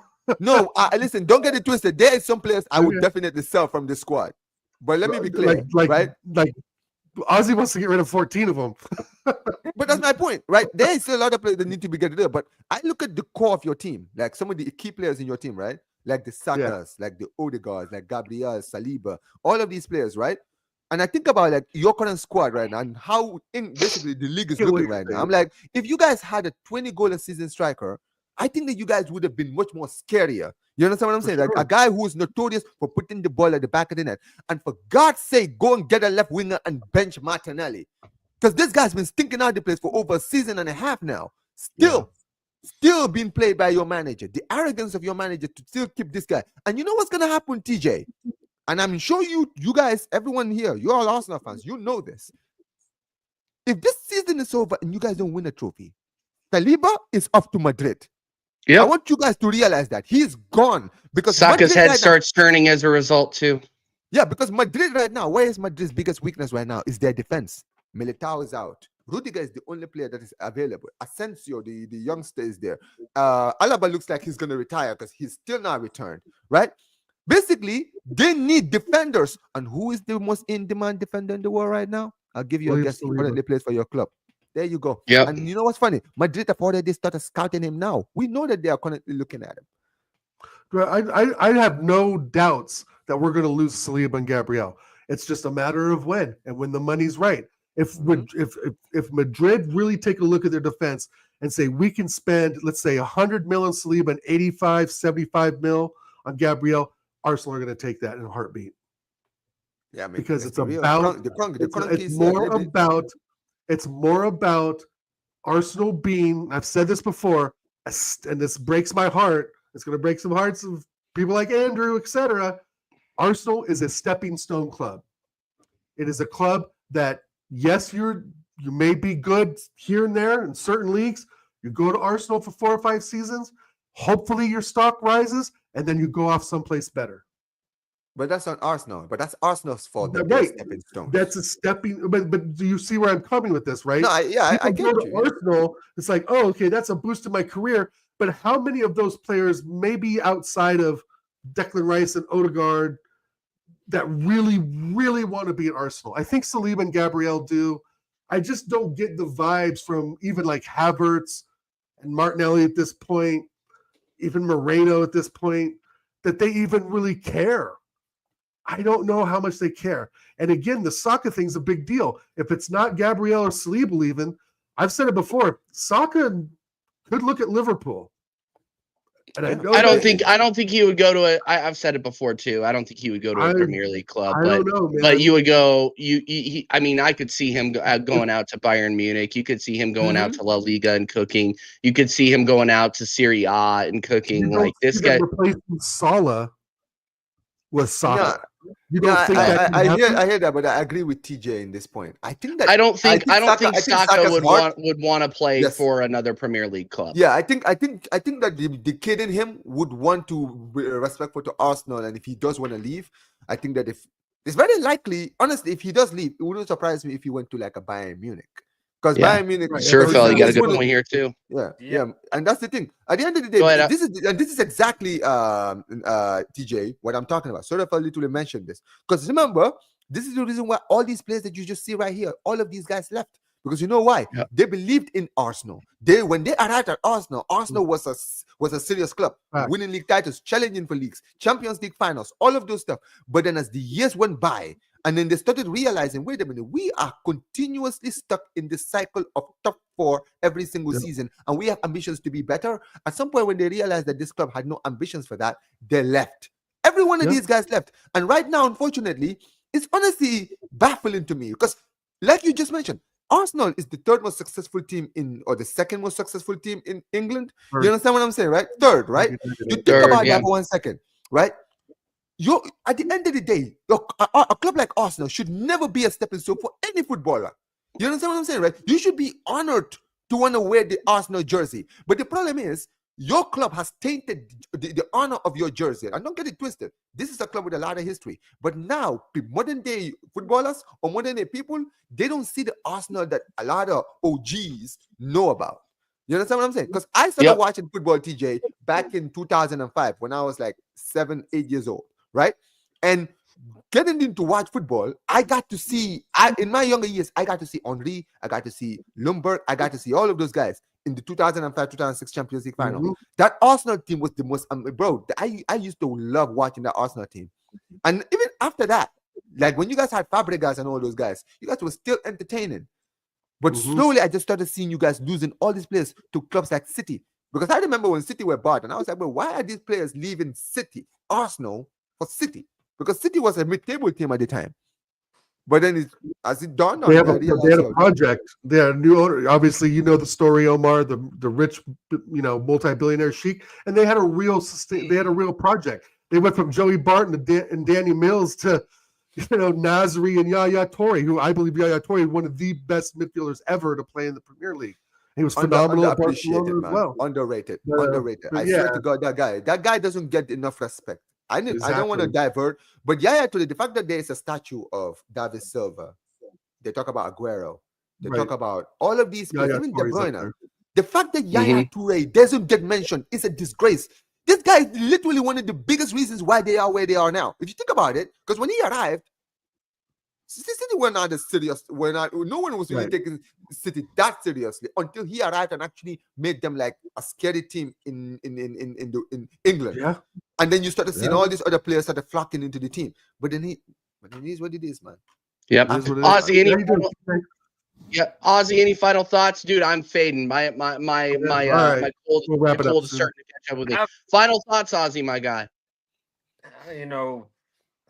I still don't get it, man. I literally, it was just, I got a friend that's a big Arsenal fan, yeah. And I said to him, are you still backing this shit? And he goes, we are. What did he say? What's your solution, bro? Apart from hating what we have, we are up there in the top 3 of Europe these days. Can you believe this shit? Top 3 of Europe. Crazy. What are we saying, fellas? What are we saying? Ozzy boy. Yo, Capo. You speak well, man. It's a pleasure to share the panel with you, TJ. Thank you for giving me a platform as always, bro. DVS. Yes, sir. You already know how long we go back. And Omar, we don't need to say no mas, papi. You know what I mean? We also go way back. Day one's here. But listen, just to touch on Barcelona, it kind of sucks right now that, I'm a Barcelona at heart. You know what I mean? Because when Arsenal shit in the bed, that's who I root for, Barcelona. You know what I mean? But what an awful weekend this has been. Yeah, man, it's tough. It's tough. The good thing is that we can look at the bright side and at least say that we got a cantera that has a long way, for them to grow, and it's looking a lot better than our bench, to say the least. Definitely. Gentlemen, Arterorista, it's terrorist football, bro. I don't know what the fuck I'm looking at this year, to be completely honest with you. As you gentlemen know, I move in silence, and I like to let things play out before I go ahead and judge. And I'm not wearing my white wig for me to go ahead and judge anything. But let's be honest with you, what we're looking at this season is just it's not the Arsenal, man. It's not the Arsenal. We're setting, we're a set piece FC. And I've been saying it from day one. A lot of people are still having, this emotional feeling about Arteta out. Listen, at the end of the day, like Ari said it the other day, it's Arsenal in, right? And Arsenal is not in right now. Right. No matter whatever way you want to look at it, it's not working for us. So I was never Arteta in, and the reason why I wasn't Arteta in is because I didn't rate him as a player at all. I never rated him as a player, no matter what he went through, Barcelona, La Masia, PSG. I just didn't like his style. I didn't like his arrogance on the field. So what makes me go ahead and think that he's going to go ahead and prove me any different as a manager? The way we're looking is the way he played. It's slow. It's sideways, and it's sorry at the end of the day. And what more can we expect, man? Listen, I'm tired of talking about Arteta, to be honest with you. I'm not trying to beat the dead horse here. But the reality is, when you have a Man City team playing the way they're playing right now, and we can't go ahead and capitalize on that, and you have a Baldy, you know what I mean? You got other Baldies over there doing the fucking thing. It's like, fuck, man. A lot of people were slating Diaz, this and that and the other, but Liverpool's on top right now. And after today's win, the Red Devils win, it just goes to show that you need cojones, and we're lacking cojones, papi. We're lacking cojones. Back to square one. We saw this before. We've seen this before. Yeah. We've seen this before. So that's why I said I move in silence. Let the players prove me wrong. Let them do the thing. Okay? And then I'll go ahead and I'll be the fucking judge, right? We're December. It's holidays. Now is when I have enough evidence to go ahead and say that we're not going anywhere this season. Now people are going ahead and they're starting to change their tune from last year. They're being super fucking positive, and I get it. People change opinions, but guess what, bro? We've been saying this shit from day one. When somebody knocks at your door at 4:00 in the morning begging you to be a manager, there's a fucking problem. There's a fucking problem. I'm sorry, bro. If I'm the CEO, if I am the owner of a company and I'm going to go ahead and beg Omar at 4:00 in the morning to go ahead and run my show, there's something going on. You know what I mean? So listen, the football isn't working for us. What I'm looking at right now is MO after the performance. I know he had an injury, whatever. I've never felt or I've never seen MO, right? Martin Odegaard run a game and just smack it, top bins, low bins, whatever it is, like be like, wow, bro, holy shit, that was a fucking screamer. I've never seen that from him. He hasn't done that for us yet. So for me, he's not a CAM anymore. Everybody wants to go ahead and compare him to Ozil. They want the De Bruyne, this and that. He is a box-to-box midfielder. He's going to be Xhaka at best. Mm-hmm. Xhaka at best. He needs to play on the left-hand side, because what we're looking at right now is he can make it tick on the right side, but we're lacking on the left side. So why not put Martin Odegaard on the left side? At this fucking point, the way we're fucking moving right now, might as well just go ahead and put Nwaneri on the right side. I would say one area on the left. Like first thing today, it's like, I mean, that's what makes sense. Papi, because you know how Arteta is. If you're on the left side of the field, you need to be left-footed. That's just the way it is with him. You have a left back, you have a left center back, you need to be left-footed. What the fuck is that about? He doesn't trust Wanyeri, by the way, people. I just want you guys to keep that in mind. He doesn't trust him. Yeah, he's never gonna play Wanyeri. Which is so crazy to me. And anytime he throws him into the game, he throws him into impossible situations. And I didn't want to get into the Everton game yesterday because it was just going to piss me off more. But the substitutions and when he made those substitutions were just absolutely ridiculous, bro. You go ahead. Why are you going to burn a sub with MLS Skelly? Why are you going to burn a sub with Skelly when he wasn't the problem? He wasn't even close to the problem, and you kept Martinelli on. He wasn't in the fact that Martinelli wasn't in the first round of subs I was done at that point. I knew it was going to be a stinky 0-0 as soon as he pulled Odegaard off, and he kept fucking Martinelli on. Martinelli was doing absolutely nothing. Bro, why does Martinelli have to do to get bench at this point? This is what, honestly, that is the biggest indictment to your club right now. The problem is Omar. We have nobody that's better. I mean, in starting games, Trossard isn't much better. Like that's how bad. But I'm gonna be real. But Martinelli is thinking now every week. This guy every single week he's one of your worst players. Even in games when you're winning, I'm sitting there. I'm like, yo, I get that the other players in your team are not performing, but I've seen players like Trossard when they get stinkers get hooked right away. You understand what I'm saying, right? Trossard should not be playing on the wing. He doesn't have the explosiveness. He doesn't have the speed. He should be playing down the middle. So he should be playing down the middle, and Jesus should be doing the dirty work, going up and down, doing the fucking. I don't know if I want Trossard in the middle, bro. We saw what that was when Odie was out, and it didn't do anything. It didn't move forward. At the end of the day, we are shit. We're shit. There's nothing that's going to change. There's nothing that's going to change. The fact that he keeps on putting these players in the same position nonstop is the problem. That's the problem. He thinks that's the solution just by making subs. It doesn't work that way, bro. You got to be unpredictable. I know, but I'm just saying for that one example, I would think Trossard to me has been an impact sub, right? The guy we bring on in the 75th minute to get in the box and snag that goal. But when that doesn't happen, and that's again, he's another one-dimensional player, just like Gabriel is, right? With the set pieces. I mean, he's a great defender, but I mean, we're using Gabriel. There was times he was up the field.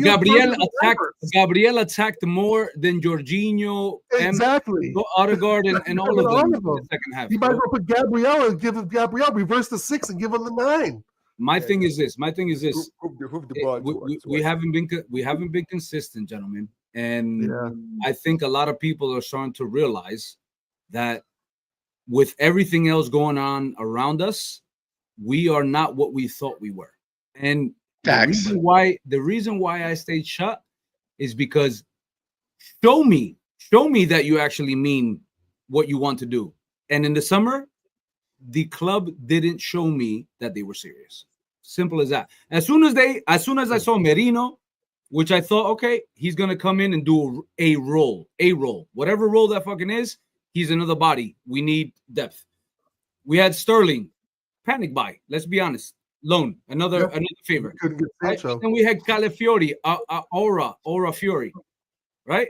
Which I could understand. I'm not gonna lie. I saw the kid in the first game. I've never seen him before. He was the Lukumi's partner at Bologna, and me seeing Lukumi being Colombian and all that, I've never heard of Calafiori until the Euros.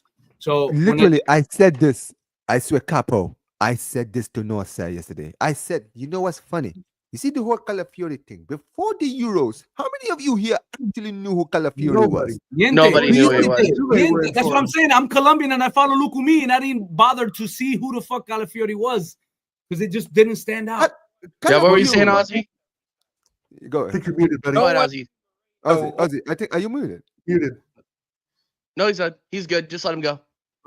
No one knew Moreno or Calafiori before we. I knew Moreno, and I knew he wasn't good enough. Moreno is the most. I've said it. I said it when you guys let Ozzy cook. Let Ozzy cook for a second, Omar. Let Ozzy cook. Go ahead.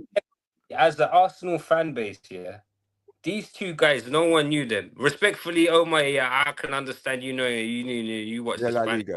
I'm saying, but literally, no one can tell me as an Arsenal fan if you mentioned Moreno or Calafiori before the Euros, you tell me, oh yeah, I know who these two guys are. I mean, No, Ozzy, you know why we went for I knew Mourinho? he was, but I didn't watch That's La what Liga. Mourinho was. I That's just what knew Man Mourinho. United bought him. That's the thing, Capo, TJ as well, right? You see, when it comes to Moreno, let me start with Moreno. You see, Moreno is one of the most overrated players I've ever heard of. I'll tell you why.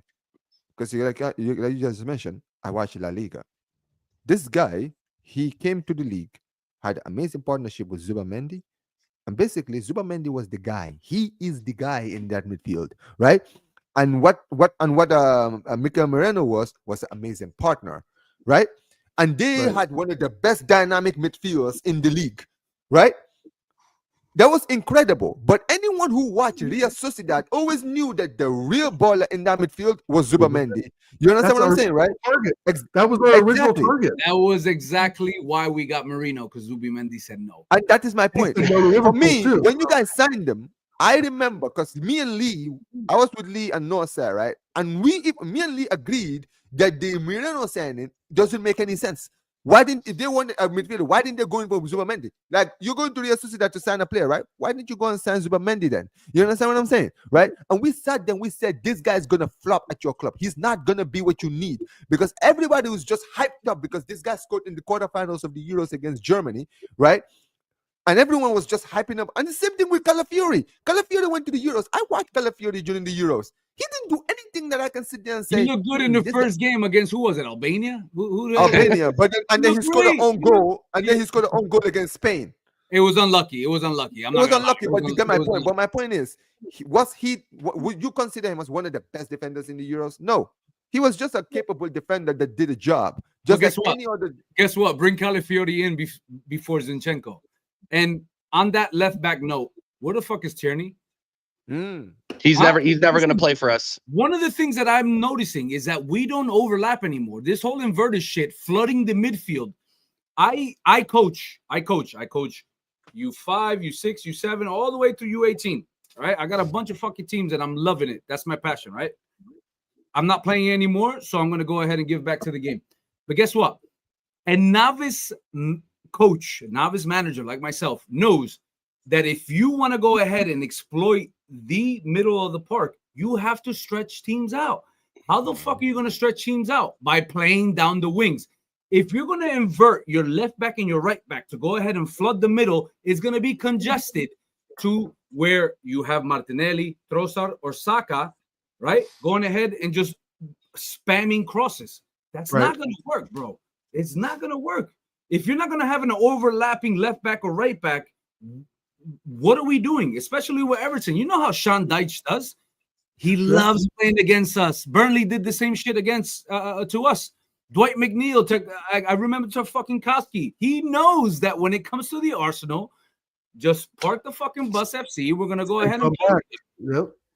That's it, bro. Communicate, watch each other's back. Yeah, that's all they had to do. They, like TJ said, we had 78% possession. I mean, 78%. That's a 4-0. We have to be a 3 or 4-0 win, like slaughtering, bro. TJ, you know the group chat is wild. Especially, I raised my head today after being silent for quite a while because I just don't understand how you're going to give credit to somebody that hasn't done anything.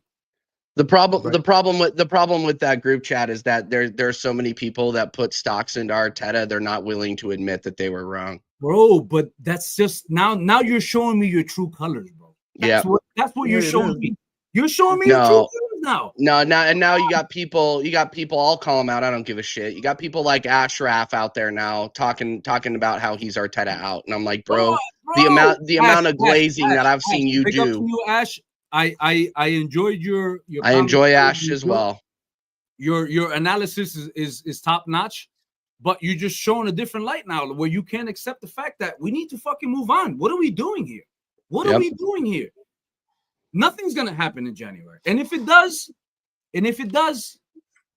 I just haven't seen it. And we're not. What are we gonna do? No, we're not bringing anybody in January. The manager has said as much. We're not bringing anybody in. Bro, listen, I'm not here to make fucking enemies, but at the end of the day, I call bullshit when I smell it. And I'm smelling a lot of fucking bullshit, bro. There's a lot of people that had a lot of fucking talk. There's people that invited me on Mo's channel to go ahead and have my opinion, right? And they tried to use Mo against me. I know who the fuck Mo is, right? I know who the fuck Mo is. They tried to set me up in front of fucking judges and all that shit, and I held my fucking own, right? But when I fucking speak my fucking mind and I say we need to go ahead and win something serious, or he needs to fucking go, everybody was looking at me like, oh my God, what the fuck? Like, we're playing beautiful football. Now when we're playing shit football, they have no fucking excuse. They Waffles, have bro. they don't even want to fucking talk to me. But guess bro. what? I collected my fucking receipts, and I'm here to fucking say hello to everybody. I'm setting my shit up to go ahead and voice my fucking opinion, because this is the same shit, TJ and DVS. I don't know, Ozzy and Omar. I think you're in Cali, right? It's the same shit here in the States. Politics. It's politics. It's you're on this side or you're on this side. No, fuck that. We should be on the same side to support what we believe in, which is Arsenal, right? I'm not here to fucking divide and conquer, none of that shit. Nah, I'm not here for that. And just to add to your point, Capo, also, you see, this is the thing. There's nothing wrong with admitting that you're wrong about something. That's a big problem with a lot of people on this platform, is that they can't admit that they're wrong. No. Because here's the thing. The season's not over. Omar, the season's not over, so you can't say that. Yeah. Oh no. You know how many times I've heard it's only December used as an argument? Come on, man. Come on. I'm sorry, bro. It's like I know what day it is. Like no shit. Give me Maresca ball. Give it to me. Yeah. Let me fucking see it. it. Champions League, guys. We're still in the Champions League, guys. Yeah, no. We're still in the Champions League. We could do a domestic cup double. I've heard it all. And the funny thing is, DJ, Deji, I was on Deji's channel, listen, and Deji was telling me. Deji, big up Deji every time. Yeah, Deji was sitting there. He said, "Omar, aren't you worried? What about if you guys play Arsenal?" Deji's like Ty from Arsenal. Yeah, I mean, not that bad, I would say. But I'll say this about TJ. I'll say this about Deji, though. He's hilarious. Yeah, he was like, well, Omar, are you not worried about Arsenal? I said, with all due respect, Arsenal is the last team in England that I'm worried about. You want to know why? Because this is the same team that got knocked out by a one of the worst Bayern Munich teams in years in the Champions League last season. You see this Arsenal team. All we have to do is just turn up. Lamine Yamal will literally terrorize them for the whole game. Danny Olmo, oh my days. Bro, that's the signing that we needed. That's the signing that we needed. Yeah. The fact we didn't sign Danny Olmo. I think Rafinha off your hands right now. I think people that slated me for calling Danny Olmo. Rafinha in the form that he's in right now against that Arsenal defense. Oh my. Rafinha rejected us to go to Barcelona. Rafinha was going to because he wanted to win. Because he didn't want to be in the process, man. He wasn't trying to trust the process. He was like, listen, man, I want to go win. He went to Barcelona and won the league in his first season. Yeah. And now Rafinha right now, to me, is the best in-form attacker. Yeah, best player in the world right now, on form. He's cold as shit, bro. He's cold as shit. And this is the funny thing is, right? I've said it before. There's no problem admitting your wrongs. Let me be clear. You see at Barcelona earlier this season, I wasn't a fan of Rafinha. Rafinha was one of the players I was like, listen, when Saudi, I don't think anybody was. When he was linked to Saudi, I was like, yeah, man, don't let the door hit you on the way out. But guess what? Throughout the season, he's made himself indispensable in that squad, and I've had to eat my words. You understand what I'm saying, right? You can admit when you're wrong. You backed Arteta, fine. You can back Arteta before, but guess what? If you're seeing this, you can say, listen, I was one of those who was Arteta in, but you know what? I've seen the light. I don't think this guy's. Omar, you know what the difference is between, okay, you can say Barcelona or Barcelona, okay, because that's how I feel. I know where Fabregas came from, and my favorite midfielder above anybody else is Cesc Fabregas. At the age that he came in and he just took out Vieira, big up respect to him.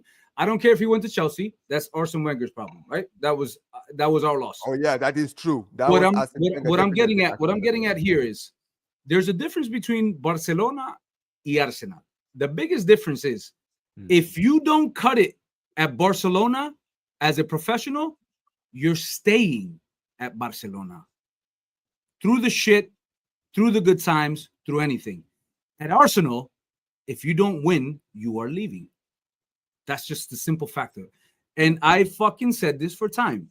With this manager, everybody wants to credit Mikel Arteta for Oh, we're friends, guys. Hey, friends. We're all fucking friends here. Oh, what's up, buddy? We're all fucking politicians now. We all want to fucking be friends with everybody. Fuck that. Guess what? All those players are going to go to a prestigious club. Prestigious club. When you have Barcelona or Real Madrid on your resume, you are a GOAT. Let's just fucking have it down. Okay? You're a fucking GOAT. So what makes me think that we're going to go ahead and hold on to our most valuable players? Me, in my opinion, most valuable players isn't somebody that came from Real Madrid. It's somebody that came from Saint Etienne. Okay? It's somebody that we had at left back, and now he's at right wing. Those are most valuable fucking players. Gabriel, you know, he's showing me a lot. He's showing me a lot this year. And he's definitely got a lot more stocks with me. But what I'm trying to say is, if you can't admit that your opinion, right? Because opinions change based off of what you see on the field. Mm-hmm. And if you can admit today, if you were Arteta in, that this isn't the type of football that we want to see, that we need to see, or that's going to fucking win championships, and you're still backing this fucking dude, I'm just like, so you literally want us to go ahead and start over. This is what's going to happen. We're going to start over again. We're going to give this guy more fucking money, and this is what's going to turn out to. This is what it's going to turn into. It's going to turn into Denilson. It's going to turn into Bentner. It's going to turn into Shamak. It's going to turn into Pino. It's going to turn into all those fucking bums that we've had here for fucking so long, because we spent so much money. Now we need to fucking save some money and just buy the Marinos of the fucking world when we need world-class players. You talked about Bentner with his yellow boots on. I mean, come on, bro. He scored what? 2 good goals against Spurs in his career that got us through, I think, a couple FA Cup games. But you're right. It's again, I know we're about ready to wrap up. But you know, all you guys, thank you so much. But I think we've hit the nail on the head. It's a big fucking merry-go-round right now at Arsenal. Gunner coaster. It's the gunner coaster. Everybody on the fucking side and put their hands up. Gunner culture, hope strategy. We hope someone will perform on the weekend. We hope this will happen. We hope that'll happen. But the thing is that we are in a real catch-22 right now, fellas. We're in a real bad spot. I don't think we have an identity. I don't think Arteta has a real clue, really, of what the spine consists of. And if he does, he's going against it. So if he wants to go against it, he can go against the grain, and he can go fucking piss off to Royal Volcano. He can take off to Mallorca. I don't give a shit. I just want him out. And I was done this season after the Bournemouth game. There was no reason for us to lose to fucking Bournemouth in any way, shape, or form. And here's the thing, Dal. Just to say, this is the last thing I'll just say before we do wrap up, right? Sure. You see, one thing that really separates, I guess, your fan base from other fan bases, right? You guys remember after the international break how you guys basically came back on fire, right? Scoring 3 goals, 5 goals in a game, and all of this stuff. Yeah, it sounds amazing, right? Right now in the rut that you guys are in, some of these top gooners, man, you never hear them around. They're all quiet as a mouse. But the funny thing is, right? Wait till Arsenal go 3 games where they've scored 3 goals, and then they will literally be everywhere. You can't go anywhere without finding them, bro. Right. I'm back on that paid actors thing, and this is gonna be the last thing I'm gonna say, and then we're gonna wrap up because guys, I'm fading fast. I'm sorry. I literally must be that hat. I don't know. These are fucking go nugs.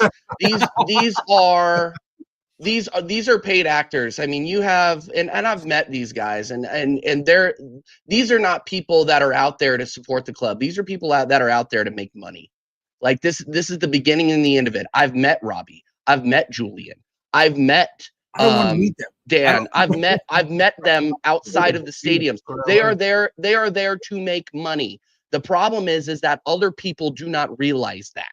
They are going to say whatever gets them the views. That's why whenever we lose, they wheel out Julian or they wheel out Ty to go out there and say some outrageously positive shit after we draw at home to Everton. The season's not over, guys. It's only this Season's not over. We're actually on the ascent. According to Julian, we're on the ascendancy. Like, what the fuck are we talking about? Did you hear Julian's view? Hey, yes. All of a sudden, the Carling Cup or the Carabao Cup, it's okay. We could win that. We're important now. Bullshit. And the funny thing is, TJ, you know how I knew this? I didn't realize this at first when I was growing up, really getting to watch Arsenal Fan TV. But as I grew up and I started really getting into YouTube, I really began to understand it because I was like, this is a business. Because you don't know how you know this is a business. They keep calling the same people every single time. Every single time. No, they're all guys. paid. They're all paid, Omar. And that's my point. That is the point. Here's the thing, and I'm not trying to. And I'm not trying to call people out. I'm not trying to call people out, but now the worm is starting to turn. And I thought about this the other day, and it pissed me off because I've met Turkish a couple of times, and we talked, and he wanted me to be a part of a thing, and he wanted me to be a part of a Big Six sketch, and he asked me if I supported Kai Havertz. I said absolutely not. And was I a part of that sketch? No, because I wasn't going to go out there and hype up a mediocre 9. And it pissed me off because I got blown off because of it. And now it looks like we're right. They use you as a piece on the chess puzzle. That's it. 100%. They want to give you a role. They want to give you a Batman, Robin. You're right. Silver, and big up, big them up because that's their career. Big them up. Good for them. But don't come out here and pretend like you're taking this shit seriously. You know, it's the holidays right now. It's the holidays right now, right? And if you're a fucking true gooner, and I know a lot of you here all are, right? One of the things that I miss the most, R.I.P. Claude. R.I.P. Claude, because he was the fucking real one. He would fucking say it the way it was. Yeah, but he did not fucking take shit from nobody. No matter how much money you fucking made, bro. So R.I.P. Claude. We need more Claude in this fucking space. And that's what I'm here to fucking do, to call the bullshit out, to call. Football is not about money. Football is about passion. Football is about the fans. Okay? These motherfuckers make a lot of fucking money by going ahead and fucking getting their toenails done. They're fucking living in lavish homes, all these fucking cars. And we got to go ahead and fucking respect these guys because they're, fuck that, man. We got to say it the way it is. If my player on my fucking soccer team is not fucking doing what I ask him to do, guess what? You're getting fucking hooked. Stinker hook, get the fuck off. Right? Hey, my bench, are you gonna fucking perform better than this motherfucker right here? Because obviously he's not giving me 150%. Okay, and listen, it's not just the players. I think it's just right now the culture. Right now, we're not showing the. The balls right now, bro. So until we see Yasser, I am not okay, bro. I am not okay. Absolutely not. Bro. All right, guys, we're gonna go ahead and wrap up. Omar, you're gonna go live here in a little bit, right? Plug your show. Omar BYT. I'm gonna be moving my match reaction to the Barcelona Leganes game. You guys don't want to miss that because I'm gonna flame every one of these players. And nobody is safe today. I swear to God. Yeah, 100%. Big up Omar every single time. Big up Capo. Big up Ozzy. Ozzy, we got to get you back on. We'll get you on an American Idiot show, like a real one. And Omar, same thing. And then obviously Capo, you're due back too. So don't think that I haven't forgot you. I'm going over the holidays into the rest of my fucking life. I'm dedicating it 150%. So any way we could collab, bro, I'm here for it. I'm just trying to call out the bullshit. That's really what I'm here for. I am on fucking call. Let me know, and I'm fucking here for it, bro. Big up. Dal, any final thoughts before we wrap it up? Yeah, two things. City aren't going to win the league, and Arteta can get the fuck out of my club. Well said, everybody. That's been the American Idiot Show, episode 84. I will be live tomorrow if I can pull my ass out of bed on American Waffle on Staffy TV. So go over there and watch that. And I will be live again with Flawless during our normal show. I don't know whether we're running it Tuesday or Wednesday, but Sarcasm City TV with me, Tony Kyle Gunner, and Flawless. Until next time, we're going to send you over to Lee Gunner for a emergency stream, which I will be. Yeah, it's an emergency meeting. You know, there's always emergencies. So go over there. He's on right now? He's on right now? He's on right now. Oh, yeah. Yeah. So TJ, so go there, say TJ Warren TV raid, and we are out of here. You don't have the answers, TJ. Do you have the answer? You don't have the answers. Tony, do you have the answer? You don't have the answers. You don't have the TJ. answer either. You don't have the answer.